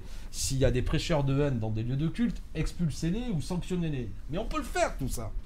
Mais de quoi nous parlez-vous quand vous dites qu'il y a un projet de loi contre le séparatisme? De qui il parle? Donnez-nous des éléments. Et franchement, en vérité, vous voyez, on arrive à des situations, je ne conteste pas que ça existe, mais où la réalité chiffrée des choses est extrêmement faible. Donc, je vois bien par contre l'intérêt qu'il y a à produire une tension idéologique dans le pays, dans un moment de crise sociale, 800 000 chômeurs supplémentaires annoncés, d'entreprises qui vont fermer, comment dirais-je, d'un peuple quasiment qui ne va plus voter, etc. Si en plus vous le secouez sur ces questions de religion de manière assez vive, en expliquant qu'il y a une menace islamique qui ne cesse de monter, qu'il faut renforcer la loi parce qu'actuellement on est impuissant face à ça, vous mettez le pays sous tension idéologique. Mais il va de soi, pour parler de laïcité, que moi je suis un ardent défenseur de la loi de 1905, la loi du 9 décembre 1905, qui est une grande œuvre laïque, qui dit les choses assez clairement, notamment dans ses 2 premiers articles. La République garantit la liberté de conscience et donc la liberté de culte, dans certaines conditions évidentes qui sont définies, et la République ne reconnaît ni ne salarie aucun culte. Et c'est important cette affaire, pas de financement public des religions. Et si on voulait polémiquer, je rappelle qu'il y a beaucoup actuellement, et ça s'est modifié en 1959 notamment, d'écoles privées confessionnelles qui sont financées sur fonds publics. Et donc beaucoup de donneurs de leçons de laïcité sont souvent des gens qui ne voient pas de problème à ce qu'on finance certaines écoles confessionnelles, mais s'en prennent à d'autres cultes. Moi, ma ligne conductrice, c'est pas de laïcité à géométrie variable, et j'ai un peu l'impression que c'est le cas aujourd'hui. Voilà, bon, je vous parle de cette actualité parce que le président de la République va s'exprimer le 2 octobre pour présenter sa loi. J'ai peur que ce soit une loi d'un grand pchit, il n'y a pas grand-chose dedans en vérité, mais il y a une loi idéologique qui vise à tendre le pays. Vous savez, nos concitoyens musulmans sont des Français qui, comme les autres, qui n'ont pas plus d'exaltation dans la pratique de leur culte que les autres, qui sont attachés à être égaux devant la loi et qui sont en vérité assez attachés, me semble-t-il, à la laïcité. Donc vous préférez l'expression sentiment d'insécurité à ensauvagement, si je comprends bien. Ensauvagement, c'est le mot qui ne veut rien dire. Voilà. Je veux dire, même le délinquant, de toute façon, doit être jugé par la loi, n'est pas un sauvage. Qu'est-ce qu'on veut dire par là? Enfin, bon. Là aussi, discutons sur la base de faits. Je ne conteste pas la violence, elle existe. Cette délinquance insupportable. Je l'ai dans mon département, bien sûr. Les voitures cassées, les machins, cette petite délinquance, les sacs arrachés, c'est insupportable. Bon. Et même parfois, dans certains endroits de la Seine-Saint-Denis, la circulation d'armes, etc., tout ça est lourd. Le trafic de drogue. Au passage, qu'un jour on discute un peu de tout ça. Moi, j'en suis venu aujourd'hui à la conclusion que je suis favorable à la dépénalisation et à la légalisation du cannabis. Faut arrêter l'hypocrisie. J'ai écouté un syndicaliste policier qui était passionnant, qui racontait que 56% de l'activité des policiers, c'est essentiellement cette histoire de cannabis. Cannabis, il faut une politique de santé publique claire. Je ne dis pas que c'est bon le cannabis, mais l'alcool aussi, c'est pas bon pour la santé. Donc on discute sérieusement de ce sujet, qu'on arrête toutes ces activités, qu'on les sorte de ces réseaux mafieux dans lesquels c'est aujourd'hui. On estime qu'il y a près de 7 millions de gens qui fument du cannabis. J'imagine, moi je répète que ça n'est pas mon cas, mais j'imagine que vous avez tous participé à des soirées où un copain a roulé un joint dans un coin et c'est totalement accepté socialement. Voilà. Et les dégâts produits par le cannabis sont franchement du même niveau que l'alcool. Moi je viens du sud de la France où les gens se mettent des mines le samedi soir, c'est à qui boira 50, 60 pastilles, se tue en voiture par la suite, c'est terrible, d'accord? Donc on n'a pas interdit encore l'alcool, on pense même que c'est un des éléments de notre identité nationale. Bon, donc qu'on aborde sérieusement des dossiers comme ça, parce que des fois ça amène des chiffres d'activité policière qui sont faussés, et on fait perdre du temps aux policiers qui seraient plus utiles à lutter contre les délinquants, par exemple. Donc, je ne dis pas qu'il y a un sentiment d'insécurité. Il y a vraiment des choses qui ne sont pas sympas. Mais par contre, les chiffres n'amènent pas à penser qu'actuellement, il Il y a une progression, tout ça. Ça existe. Et moi, là, je parle de mon cas. Par exemple, j'habite Bagnolet. Je suis député de Bagnolet. À Bagnolet, il y a un des lieux où il y a... voilà, c'est la Seine-Saint-Denis. Il y a ce qu'on appelle un four, un endroit où on se sert en cannabis, un des plus importants de la région Île-de-France. Ben, j'ai pas de commissariat de plein exercice. À 18h, la petite antenne de police est fermée. Il faut aller au Lilas, qui est plus loin. Et la superficie des Lilas, du commissariat, est 2 fois plus importante que le commissariat qu'il y a à Neuilly, dans les Hauts-de-Seine, voilà, dans les quartiers bourgeois. Donc il y a une réorganisation de la police à avoir et une manière aussi de donner les moyens aux policiers de vraiment lutter contre la délinquance. Et on voit bien l'intérêt qu'il y a idéologique à vous dire que voilà, il y a de la violence, évidemment les quartiers populaires, évidemment les immigrés. Et on en revient à ce que vous disiez. L'ensauvagement, qu'est-ce que ça veut dire? Je ne dis pas qu'il n'y a pas, il y a des brutes et des gens qui doivent être condamnés, mais c'est l'idée derrière ça que ça n'est même plus un délinquant, c'est un sauvage. Et le sauvage, c'est celui qui n'est pas civilisé. D'accord? Et s'il faut le civiliser, alors il faut qu'il y ait une mission civilisatrice. Enfin, on en revient à un discours, moi j'aime pas toujours parler comme ça, mais c'est un discours colonial, quoi. Il faut coloniser, il faut civiliser des gens qui sont des brutes sauvages. Bon, moi, c'est des sottises, tout ça. Ça n'a aucun sens. C'est un vocabulaire qui est absurde. Après, on peut s'amuser et retourner le truc. Hein. L'ensauvagement de la société, c'est plutôt notre système économique. On a un capitalisme sauvage, effectivement. Prédateur, qui rachète des boîtes pour réaliser un profit très rapide et qui, une fois qu'ils ont essoré complètement la boîte, ils la balancent après l'avoir complètement liquidée, démembrée. On pourrait discuter de tout ça. On est un système violent, mais même vis-à-vis de délinquants, même des gens qui font des choses horribles, avoir ce vocabulaire est un vocabulaire de communication politique qu'utilise M. Darmanin, mais qui n'amène à rien. De toute manière, vous comme moi, tout le monde, on est pour que même les pires salauds, même les pires délinquants, qu'ils soient jugés, d'accord, qu'ils soient châtiés selon des règles qui sont communes à tous, c'est-à-dire qu'ils auront droit à un avocat, ils seront sanctionnés. On est pour que... j'espère aucun d'entre vous, si dans un temps ils doivent aller en prison, qu'ils soient dans des conditions de détention qui ne nous déshonorent pas. Et aujourd'hui, il y a un entassement dans les prisons, etc. Et quand je dis ça, je ne suis pas laxiste, mais j'ai une certaine idée, comme vous, de ce que doit être une vie en société, que les voleurs sont arrêtés par la police, ils sont ramenés devant des juges. Mais tout ça, une fois qu'on l'a dit, dans la réalité, le tribunal de Bobigny en Seine-Saint-Denis, il est dépassé, il n'en peut plus. Alors évidemment, la police arrête des gens, mais comme il n'y a plus les moyens, bien souvent, les gens ne sont pas vraiment sanctionnés et ça donne l'impression que tout ça ne fonctionne plus très bien. Mais n'utilisons pas des vocabulaires qui ne servent à rien. Moi, ne croyez pas que je suis en train de dévier, mais lors de la rentrée scolaire, monsieur le recteur nous a dit qu'en Seine-Saint-Denis, il y a 3900 enfants de mon département qui ne se sont pas présentés à l'école. C'est beaucoup, 3900. D'accord? C'est du jamais vu. Et je ne parle pas de ceux qui ont été... à l'étranger, dans la famille, et qui reviennent quelques jours après. 3900 sans nouvelles. Monsieur le recteur, en tant qu'il nous dit ça, il n'a pas les moyens, par des assistantes sociales, d'aller frapper aux portes pour savoir où sont ces enfants. Pourquoi les parents ne les mettent pas à l'école? C'est un vrai sujet, ça. Si on veut éviter qu'on se retrouve dans des situations soit d'enfermement sectaire, soit de gens qui décrochent complètement. On a nos enfants qui viennent de vivre 4 à 5 mois où ils n'étaient pas scolarisés. Pour un département populaire, 3900 gamins qui ne reviennent pas à l'école, c'est un sujet énorme où on devrait se mobiliser. Et on ne le fait pas. Bon, donc plutôt que de nous amuser avec une communication comme ça agressive, donnez-nous les moyens de faire de la promesse républicaine une réalité. Ça me semble plus intéressant que de dire celui-là c'est un sauvage, tout ça est débile. C'est un être humain, même si c'est mal comporté, qui doit être sanctionné comme tel. Et tous ces mots ne renvoient après que à des figures idéologiques dont on a bien compris. Hein. Le sauvage, c'est la brute, c'est souvent évidemment l'homme de couleur, c'est souvent celui qui vient, quasiment il est sorti de sa savane, quoi. Moi je suis pas d'accord avec ça. Bon, une petite touche de légèreté, on pose la question à chaque fois. Est-ce que Jean-Luc Mélenchon sera candidat en 2022? On sait que vous n'allez pas répondre. Donc comme en école de commerce, on va vous faire une petite proposition marketing au cas où ça ne serait pas le cas. Je pourrais, en écoutant attentivement votre question, vous taquiner en disant que la réponse est dans la question. Mais j'en dirai pas plus. Allez. Alors qu'est-ce que vous voulez? On dirait une marque de parfum. Non? Enfin, ça fait un peu frimeur de ma part parce que... Qu'est-ce que vous voulez? Ah, c'est moi le candidat? Voilà, on vous propose, si jamais ça serait vous, on vous propose l'affiche. Alors, c'est gentil déjà. Oui au peuple, c'est un beau slogan. La France jacobine, justement comme je disais tout à l'heure, je ne suis pas complètement fou, j'ai peut-être quelques défauts. Je pense que le mot jacobin, évidemment, est un mot, je disais tout à l'heure, le mot de gauche est un mot qui ne fait pas toujours sens pour les gens. Jacobin, c'est encore pire. Donc j'utiliserai jamais comme slogan la France jacobine. J'ai peur qu'on me prenne pour un dingue. Après, est-ce que quelqu'un comme moi est candidat en 2022 ?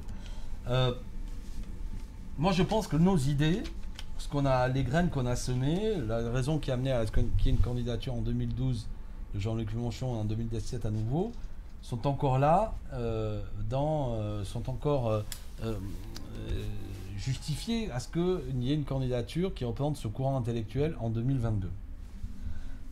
Si Jean-Luc Mélenchon n'était pas candidat, et je ne sais, on va découvrir ensemble la décision qui sera la sienne d'ici un mois, je pense qu'il faudra que notre famille politique au sens large se pose la question de sa représentation. Dans ce cadre-là, dans la mesure où moi j'ai été porte-parole de Jean-Luc Mélenchon, je fais partie un peu, comme on dit vulgairement, de la short-list, de ceux qui sont un peu de notoriété, etc. La question serait posée de pourquoi pas qu'un homme comme moi ait porté nos couleurs à l'élection présidentielle. Une fois que j'ai dit ça, je mesure peut-être le côté un peu... certains peuvent se dire... moi, je ne conçois la politique comme des aventures collectives. Je ne dis pas. Il y aurait une candidature commune alors de la gauche ? Alors, vous me posez une autre question que je vous demande de préciser. Donc voilà, donc je vais dire les choses simplement, je pense que Jean-Luc Mélenchon est celui, à ce stade, à l'heure où nous parlons, qui a les meilleurs atouts pour porter ces idées-là en élection. Et après, je vais vous laisser poser votre question pour répondre à la suite. Mais je pense que c'est de ma responsabilité, comme celle d'Adrien Quatennens, comme celle de Mathilde Panot, comme celle d'un François Ruffin, comme celle d'autres, si Jean-Luc n'y en est pas, de ne pas d'un seul coup être groggy par la nouvelle et dire papa est parti et on va pleurer, mais plutôt de s'organiser collectivement pour dire voilà, il faut qu'on soit présent. Et moi, je participerai à ce débat en disant pourquoi pas moi, mais d'autres peuvent aussi faire le boulot. Donc ça, c'est première partie de la réponse. Mais après, vous allez me poser une autre question. Est-ce que vous discutez avec Europe Écologie Les Verts, que vous avez appelé Europe Hégémonie Les Verts ? Est-ce que vous discutez avec le PS ? Alors, il y a plusieurs sujets. Premièrement, il y a des échéances électorales qui sont devant nous. Nous discutons effectivement avec Europe Écologie Les Verts, avec le Parti communiste français, avec Génération et toute une série d'organisations, car nous sommes favorables à ce qu'il y ait des regroupements à l'occasion des élections régionales et départementales.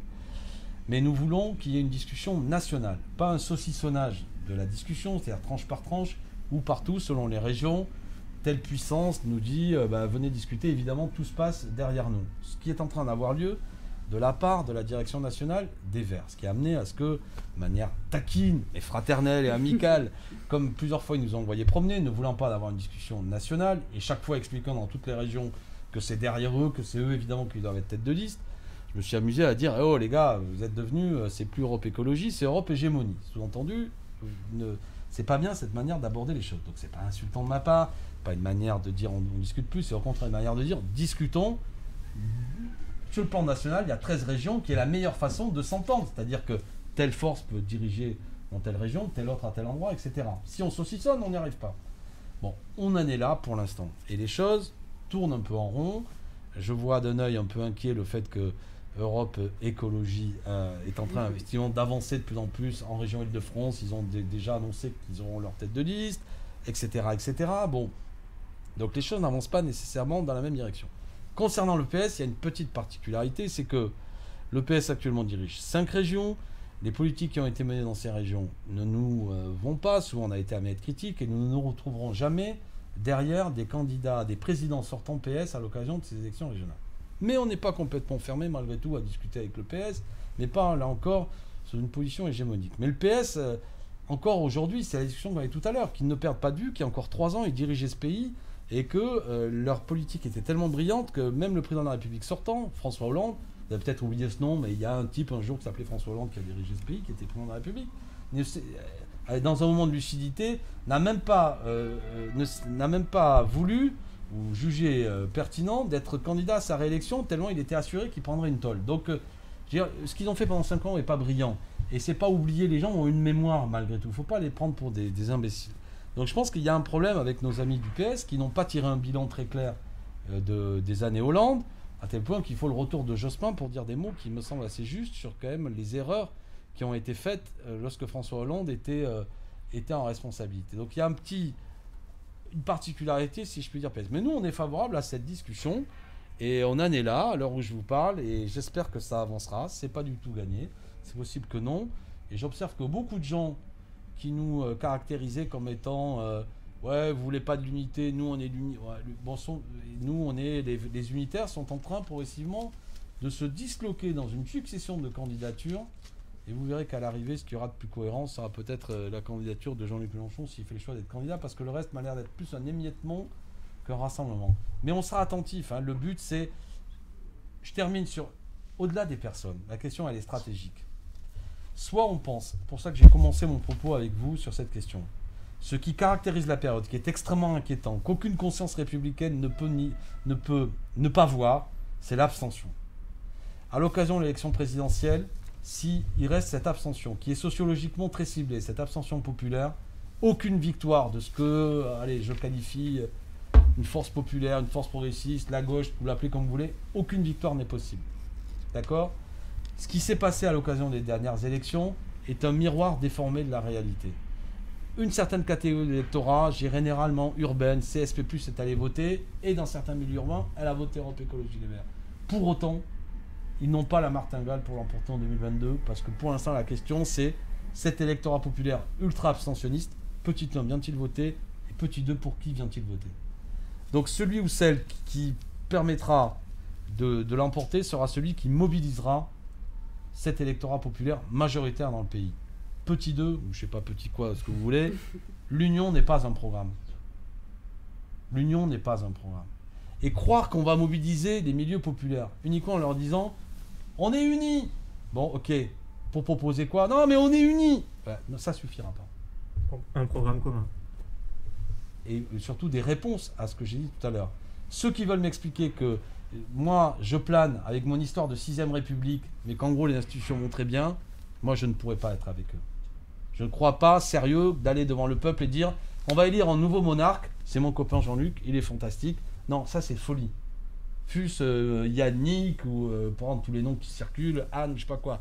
Fini. La monarchie présidentielle, il faut arrêter. Il faut forger de nouvelles institutions dans le cadre de ce grand moment populaire de démocratie délibérative de cette assemblée constituante, des institutions acceptées de tous, débattues, pour voir de quelle manière le citoyen retrouve des droits.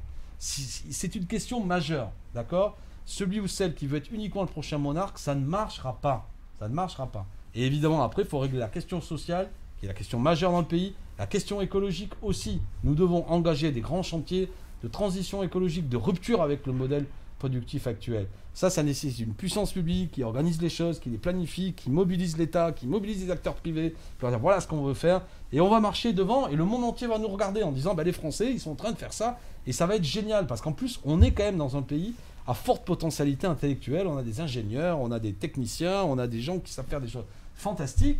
Je veux dire, voilà, des fois, moi, ça m'arrive de voyager, on va dans des pays, vous avez des gens qui ont des belles idées, mais pour des tas de raisons, ils n'ont pas les gens formés pour ça. Ils n'ont pas l'infrastructure pour ça. Nous, on peut encore le faire. Donc là, il y a des beaux sujets. Et je crois que c'est... Les gens, hein, vous savez, on les mobilise. C'est quoi l'horizon qu'on leur propose? Et la réponse ne peut pas être « on est unis ». Ah bon, voilà, super, tu sais quoi, on s'est mis d'accord. Bah, sur 2-3 formules, tu vois, des petits sujets, je ne sais plus si on a le temps d'en parler, mais sur l'Union européenne, ça ne peut pas contourner la question. Soit on dit non, mais l'Union européenne, elle se construit. Nous, on dit, dans le cas des traités actuels, il y a des traités qui nous empêcheraient de mener des politiques sociales et écologiques que l'on entrevoit. Donc nous désobéirons à ces traités. Celui qui dit non, on va agir dans le cadre de ces traités, selon moi, est un menteur. Bon, donc vous voyez, c'est des sujets qui sont lourds et il faut qu'on l'ait, cette discussion-là. Et s'il y a des désaccords, c'est la vie. Tous ceux qui connaissent l'histoire de France, cette histoire de candidat unique, c'est une sottise. Il n'est pas vrai que, je veux dire, quand François Mitterrand a été élu, c'était pas le candidat unique de la gauche, il y avait un parti communiste très puissant. Il a été réélu. Quand François Hollande a été élu, c'était pas le candidat unique de la gauche, il y avait plusieurs candidats. Et quand il y a eu des candidats uniques de la gauche, notamment en 1974 ou même en 1965, quand François Mitterrand était le candidat unique de ce qu'on appelait la gauche, quasiment, il n'a pas gagné. Donc c'est plus compliqué que ça. Pas d'homme providentiel. Alors évidemment, pas d'homme providentiel. Mais, enfin vous dites ça, oui, mais le système médiatique aujourd'hui fabrique des hommes et des femmes providentiels. Voilà. Nous n'avons pas besoin de surhommes, nous avons besoin d'hommes sûrs. Voilà ce que je propose. Donc, peut-être qu'on vous posera une question sur l'Europe. Les gens du live vont pouvoir vous poser des questions. Mais avant ça, Gwen vous propose un petit jeu. Donc c'est un petit jeu de spontanéité qu'on a nommé Fast and Curious parce qu'on aime bien mettre des SK un petit peu partout. Quoi Avec schéma, SK. SK, mais pour le nom de l'école. Exactement. Ah, j'ai cru que vous me parliez de. Non, comme pas c'était au DSK, Carlton non, de non. Lille, je me dis de quoi. Où allons-nous? Qu'est-ce qui se passe? Non, vous inquiétez pas, on reste à schéma. Donc l'objectif c'est de donner la réponse la plus rapide possible entre les deux choses qui vont s'afficher sur l'écran. Allons-y. Donc voilà. Ça a commencé? Ouais. Bon, moi je suis rugby, voilà. Je joue au rugby, j'ai joué, voilà, je suis rugby, j'aime bien le foot, mais je suis rugby, je suis originaire de Béziers dans l'Hérault. Voilà, c'est le rugby, c'est... Bon, l'objectif c'est d'aller vite, donc Alors, on va avancer. Montreuil ou Béziers? Alors, Béziers, il faut honnête à la fin, là. Voilà, moi je suis né à Béziers, et qu'est-ce que je peux vous dire? Politiquement, Montreuil, parce que Béziers est pauvre ville. Aujourd'hui, c'est Robert Ménard qui en est le maire. Mais là, je vais faire un truc, je vais vous dire. Quand j'étais gamin, quand j'étais jeune, j'ai fui ma province, on pouvait plus, je trouvais que c'était ennuyeux. Et plus le temps passe, plus évidemment quand on grandit, qu'on a des enfants, c'est une ville natale, c'est quelque chose qui vous marque à jamais. Voilà, donc les deux. Alors, Coluche, Desproges, je sais pas quoi dire. Non, mais moi j'aimais bien Coluche, mais quand j'étais petit j'aimais bien Coluche, et maintenant peut-être plus Desproges, l'humour grinçant. École de commerce, école de la rue. Je vais vous dire un truc, cette histoire d'école de la rue, un peu fastoche, c'est un peu démago. L'école de la rue, toujours, mais même les gens qui font l'école de commerce sont des gens qui vivent, j'imagine, dans les deux. Ça va vite. Bernard Guetta, David Guetta. Ouais, Bernard Guetta, c'est le type de France Inter, il est député En Marche. David Guetta, je sais pas, David Guetta, tiens, il est plus marrant. Gauche caviar, gauche biocop. Ah, bon, je sais pas. Moi, je suis ni caviar ni biocop, je suis plus, je sais pas, McDo, mais c'est pas bien, ou sandwich.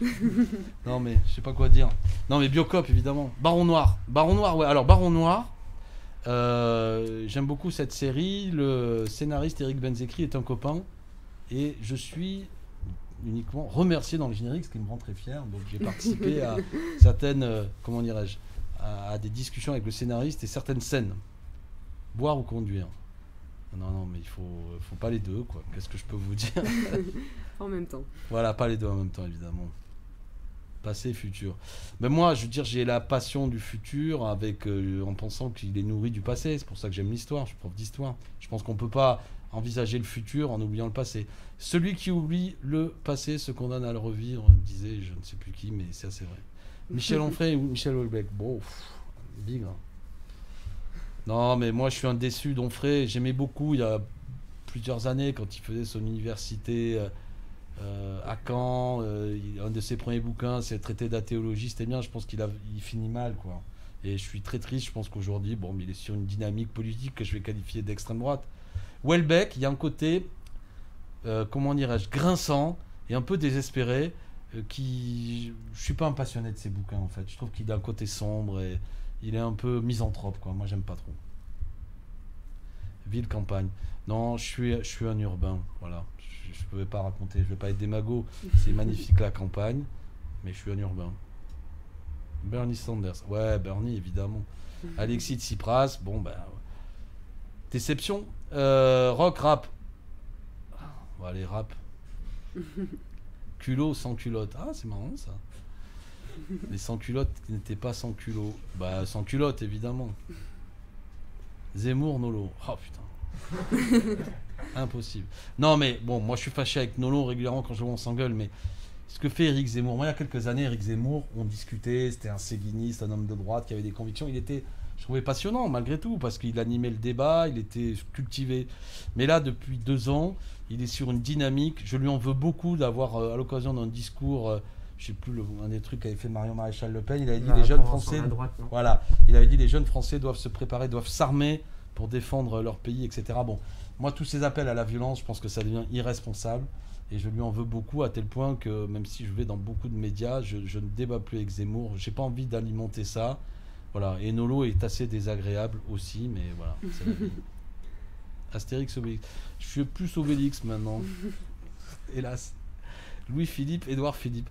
Je vais vous dire une chose, c'est qu'Édouard Philippe, qui était donc Premier ministre, je trouvais qu'il avait du style.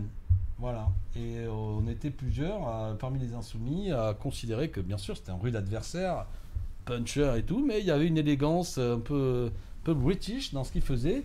Il y a une classe dans le bonhomme, je ne sais pas ce qu'il deviendra par la suite, mais je pense qu'il peut jouer un rôle important dans la droite française.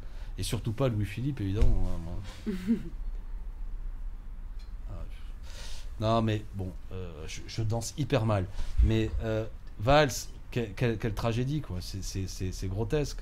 C'est grotesque. Là, il se cantonne dans un rôle d'une espèce comme ça de personnage qui vient obsessionnellement l'islam. Il a plus que ça à répéter. Là, il a déclaré que l'urgence, là, c'est l'islamisme et tout. Bon, une fois de plus, un autre pays, évidemment, a été attaqué. Il faut avoir une pensée pour l'équipe de Charlie assassinée. Moi, j'en connaissais plusieurs. Je leur en veux, tiens, je vais dire les choses. Ils font parler les morts et je leur en veux. Parce que moi, je connaissais Stéphane Charb, je connaissais un peu Wolinski, et ce qu'ils font actuellement, c'est pas bien. Voilà. Je parle de Valls. Hein. Vote blanc, vote utile. Ouais, il faut toujours voter. Vote blanc, vote utile. Ah, comment je pourrais dire ça? Moi, je suis pour reconnaître le vote blanc. Voilà. Et ce que j'aime pas dans l'idée du vote utile, en vérité, moi je suis pour le vote utile, mais c'est une espèce de vote de stratégie politique qui amène le citoyen à ne pas voter totalement pour ce qu'il veut, mais voter pour autre chose. Et ça, c'est pas bon. On n'en a pas parlé aujourd'hui, mais aujourd'hui, on essaie de dire il faut tout faire pour éviter le second tour Macron-Le Pen en 2022. Bah, je vous prends les chiffres à l'appui, je les avais amenés d'ailleurs. Je vous prends en 2017 les sondages de 2015 n'annonçaient pas du tout ce qui s'est passé en 2017. À l'époque, c'était François Hollande qui était dans les sondages, le chef de la droite était censé être Juppé, etc. Donc aujourd'hui, on essaie de forcer le citoyen, de le lobotomiser, à ce qu'il ne choisisse pas en fonction en qui il croit, quel est le bon programme, et lui dire non, tu vas pas voter ça parce que sinon tu vas favoriser un tel. Donc le vote utile est un vote futile. Ben, les deux, ça marche ensemble. Ce qu'on appelait les Jacobins, aujourd'hui s'appelle les Insoumis. Voilà. C'est comme les M&M's et les Treats. Quand j'étais petit, ça s'appelait Treats. Après, c'est devenu M&M's. C'est un joli mot de conclusion. Paul, si tu veux bien, si tu as pris les questions du public, bien les dire là. N'ont pas été trop effrayés ceux qui nous suivaient.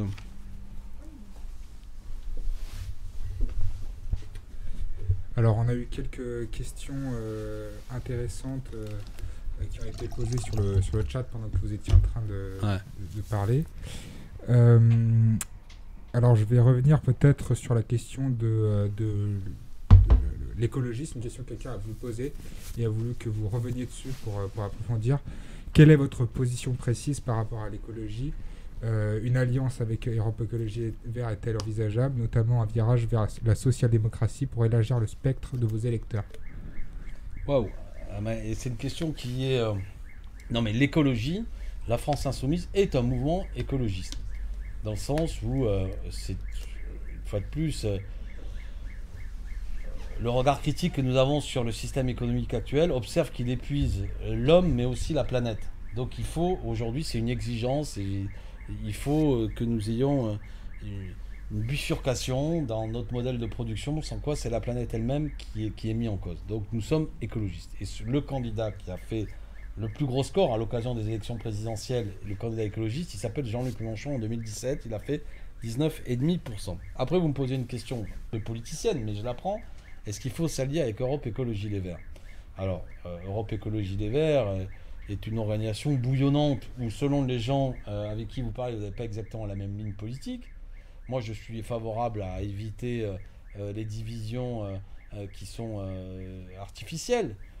Mais je l'ai évoqué tout à l'heure, à l'occasion des élections régionales, on aimerait avoir une discussion avec Europe Écologie Les Verts. Et pour l'instant, ce que nous observons, c'est que c'est plutôt une position qui vise à considérer que tout a lieu derrière eux, ce qui d'ailleurs a eu lieu à l'occasion des élections municipales, et ils pensent qu'ils sont uniquement la seule force en capacité de marcher devant, etc. Bon, donc ils ne sont pas vraiment favorables à un rassemblement. On verra s'ils viennent un petit peu plus raisonnables. Et puis, pour finir, il y a la vraie discussion stratégique à avoir à l'occasion de 2022. L'océan d'abstentionnistes à l'occasion des élections. Viendra-t-il à l'élection présidentielle de 2022 ? C'est un électorat populaire. Et sur quelle question il viendra se mobiliser. Et il ne se mobilisera pas uniquement sur on a une bonne nouvelle à vous donner. Yannick et Jean-Luc se sont entendus, mais plutôt sur quel est le programme. Et cet électorat populaire, il est sensible à la question sociale, au partage des richesses. Il est sensible aussi à la question écologique, si ce n'est pas uniquement pour le taper en permanence.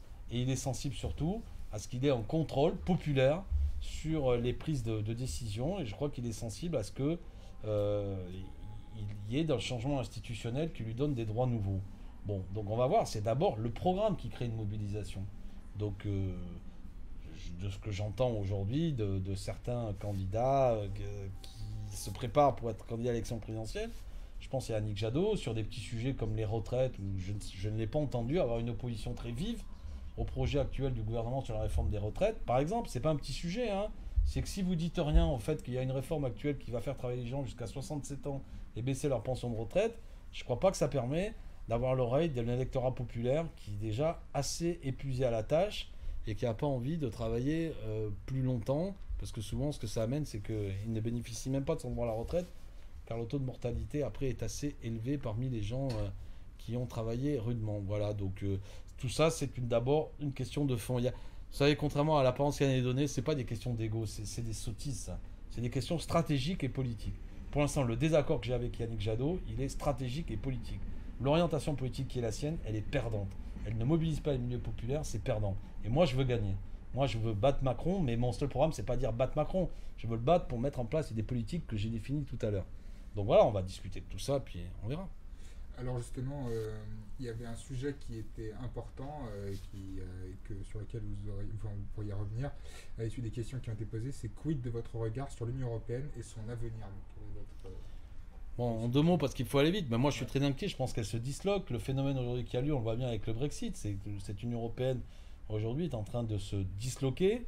Et surtout, nous on a la sincérité de dire que les politiques de relance économique que nous voulons mener ne sont pas compatibles avec les traités. Nous pensons qu'il faut investir dans l'économie, qu'il faut pouvoir emprunter directement auprès de la Banque Centrale Européenne par exemple. La question monétaire est très importante. Et les traités européens aujourd'hui ne nous permettent pas de faire tout ça. Donc si nous étions en responsabilité, on a dit clairement les choses, c'est que nous engagerions un rapport de force avec l'Union européenne actuelle. Nous pensons que nous pesons aujourd'hui 18% du PIB européen, la France. Donc en vérité, l'Union européenne n'existe pas sans la France ou l'Allemagne. Et si la France engage un rapport de force, elle peut faire bouger les lignes. Voilà. On évoquait tout à l'heure le nom d'Alexis Tsipras en Grèce. Eux, c'était 2% du PIB européen. Leur rapport de force était très défavorable. Ils n'ont aucune banque systémique qui est grecque. Nous avons des grands établissements bancaires que nous pouvons, avec lesquels la puissance publique peut engager un rapport de force. Donc, on a l'honnêteté de dire ça et de dire soit on la change, soit éventuellement, clairement, nous désobéissons. Ça ouvrirait une crise, mais la crise, elle est là de toute manière à l'heure actuelle. C'est une Europe de la concurrence. Les pays rentrants les dernières années sont rentrés uniquement dans le cadre, on leur a dit vous serez des moins 10 ans, vous serez attractifs parce que vous allez être moins 10 ans social et il y a des délocalisations au sein de l'Europe et ça ne peut plus continuer comme tel. Alors, une autre question de quelqu'un de l'école qui demandait, Charles Prats, dans son dernier livre, Le cartel des fraudes aux prestations sociales, en fait, évoquait le fait que les prestations sociales coûtent 50 milliards à l'État français par an. Pensez-vous qu'il faille repenser le modèle social français? Si oui, comment? Non mais, c'est bien qu'il y ait des prestations sociales, là, j'ai pas compris la question. J'imagine que ce que veut dire notre ami, c'est cette espèce de discours qu'il y a des fraudes aux prestations sociales. Oui, c'est ça en fait, l'idée. D'accord, alors la Cour des comptes disait... La fraude des pauvres est une pauvre fraude. Pour reprendre une expression, c'était Didier Migaud à l'époque. Je vais vous dire, chaque année, il y a 80 à 100 milliards de fraude et d'évasion fiscale. 80 à 100 milliards qui échappent à l'impôt, face auxquels on ne fait quasiment rien. Donc partons à la recherche de ces 80 à 100 milliards, d'abord, pour qu'elles reviennent dans les caisses de l'État, plutôt que de faire croire qu'il y aurait un scandale particulier en raison de gens qui percevraient des aides sociales auxquelles ils n'ont pas droit. Ça existe peut-être, il faut donner les moyens aux différents acteurs qui distribuent ces aides sociales de vérifier, mais vous savez, bien souvent ça amène aussi à des choses, c'est qu'il y a en circulation plus en raison de décès, de choses comme ça, de cartes de cartes, pardon, comment on appelle ça? Il y a une incapacité de la part des services sociaux à juger complètement une réalité, et les chiffres qui circulent sont assez fantaisistes bien souvent. Donc je ne crois pas que le cœur du problème ce soit aujourd'hui qu'il y a toute une série de gens qui profitent des prestations sociales. S'il y a des gens qui sont des fraudeurs, ils doivent être sanctionnés. Mais je dis que les sommes qui sont aujourd'hui considérées comme étant ceux de la fraude et l'évasion fiscale, peut-être notamment dues à des métiers que vous préparez ici, des avocats, d'entreprises qui participent à l'optimisation fiscale, c'est déjà un problème, mais même au-delà, même tout ce qui est fraude, créons les moyens que cette économie, que ces sommes reviennent dans l'économie, plutôt que nous en prendre plus modestes et les montrer du doigt comme responsables des problèmes. D'accord. Alors, peut-être une dernière question, parce que justement, le temps nous manque, très rapidement. Vous avez dit qu'il y avait un entassement dans les prisons. Ouais. Que les conditions Surpopulation carcérale. Surpopulation carcérale. Alors, selon vous, faut-il construire plus de prisons? Alors, le problème en plus qu'on a aujourd'hui, qui est dû à la surpopulation carcérale, c'est qu'on enferme beaucoup aujourd'hui par rapport à d'autres pays. Et contrairement à ce qui se dit parfois, vous avez beaucoup de gens qui ne sont pas jugés, qui sont en prison, bien souvent. Donc, moi, je ne suis pas favorable à construire d'autres prisons. Je pense qu'on peut construire des établissements qui sont plus corrects. J'invite chacun, vous savez, quand on est parlementaire, on peut aller visiter les prisons. C'est un privilège que ceux qui nous écoutent n'ont pas, mais si vous allez, vous verrez que contrairement à ce qui se dit, c'est pas l'hôtel 4 étoiles où ils foutent rien un matin à la télé, c'est plutôt des cellules surchargées, dégueulasses, avec des matelas par terre, etc. etc. Donc même les gens qui ont fait des méfaits, qui ont été condamnés par la justice, je ne suis pas pour qu'ils vivent leur peine de manière indigne. Par contre, après, pour répondre à votre question, je pense qu'on peut avoir d'autres politiques. Je pense à celle du bracelet, je pense à celle d'une justice plus rapide pour que les gens soient jugés, qui amènera à désengorger en quelque sorte nos prisons, parce que ça ne répond pas au problème. J'indique enfin, peut-être en ayant l'esprit d'escalier, que les conditions déplorables des prisons amènent à ce que certaines d'entre elles sont considérées comme des lieux de radicalisation. Et c'est assez préoccupant. J'ai vu un rapport parlementaire d'un député LR qui notamment s'interrogeait sur ce qu'on évoquait tout à l'heure, le fanatisme religieux, la radicalisation islamique de la part de certaines personnes. Et c'est en fréquentant des établissements pénitentiaires que des gens qui étaient des petits loupards sont sortis en étant des gens encore plus dangereux, parce que dans ces prisons entassées, il y a une situation où bien souvent c'est des lieux de radicalisation et de fanatisme exacerbé.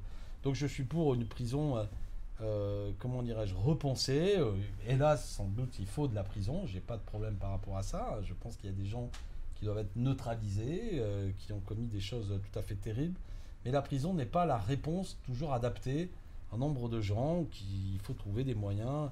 Là encore, j'ai indiqué tout à l'heure, à travers des bracelets électroniques, des choses comme ça, pour qu'il y ait une population carcérale un petit peu moins élevée.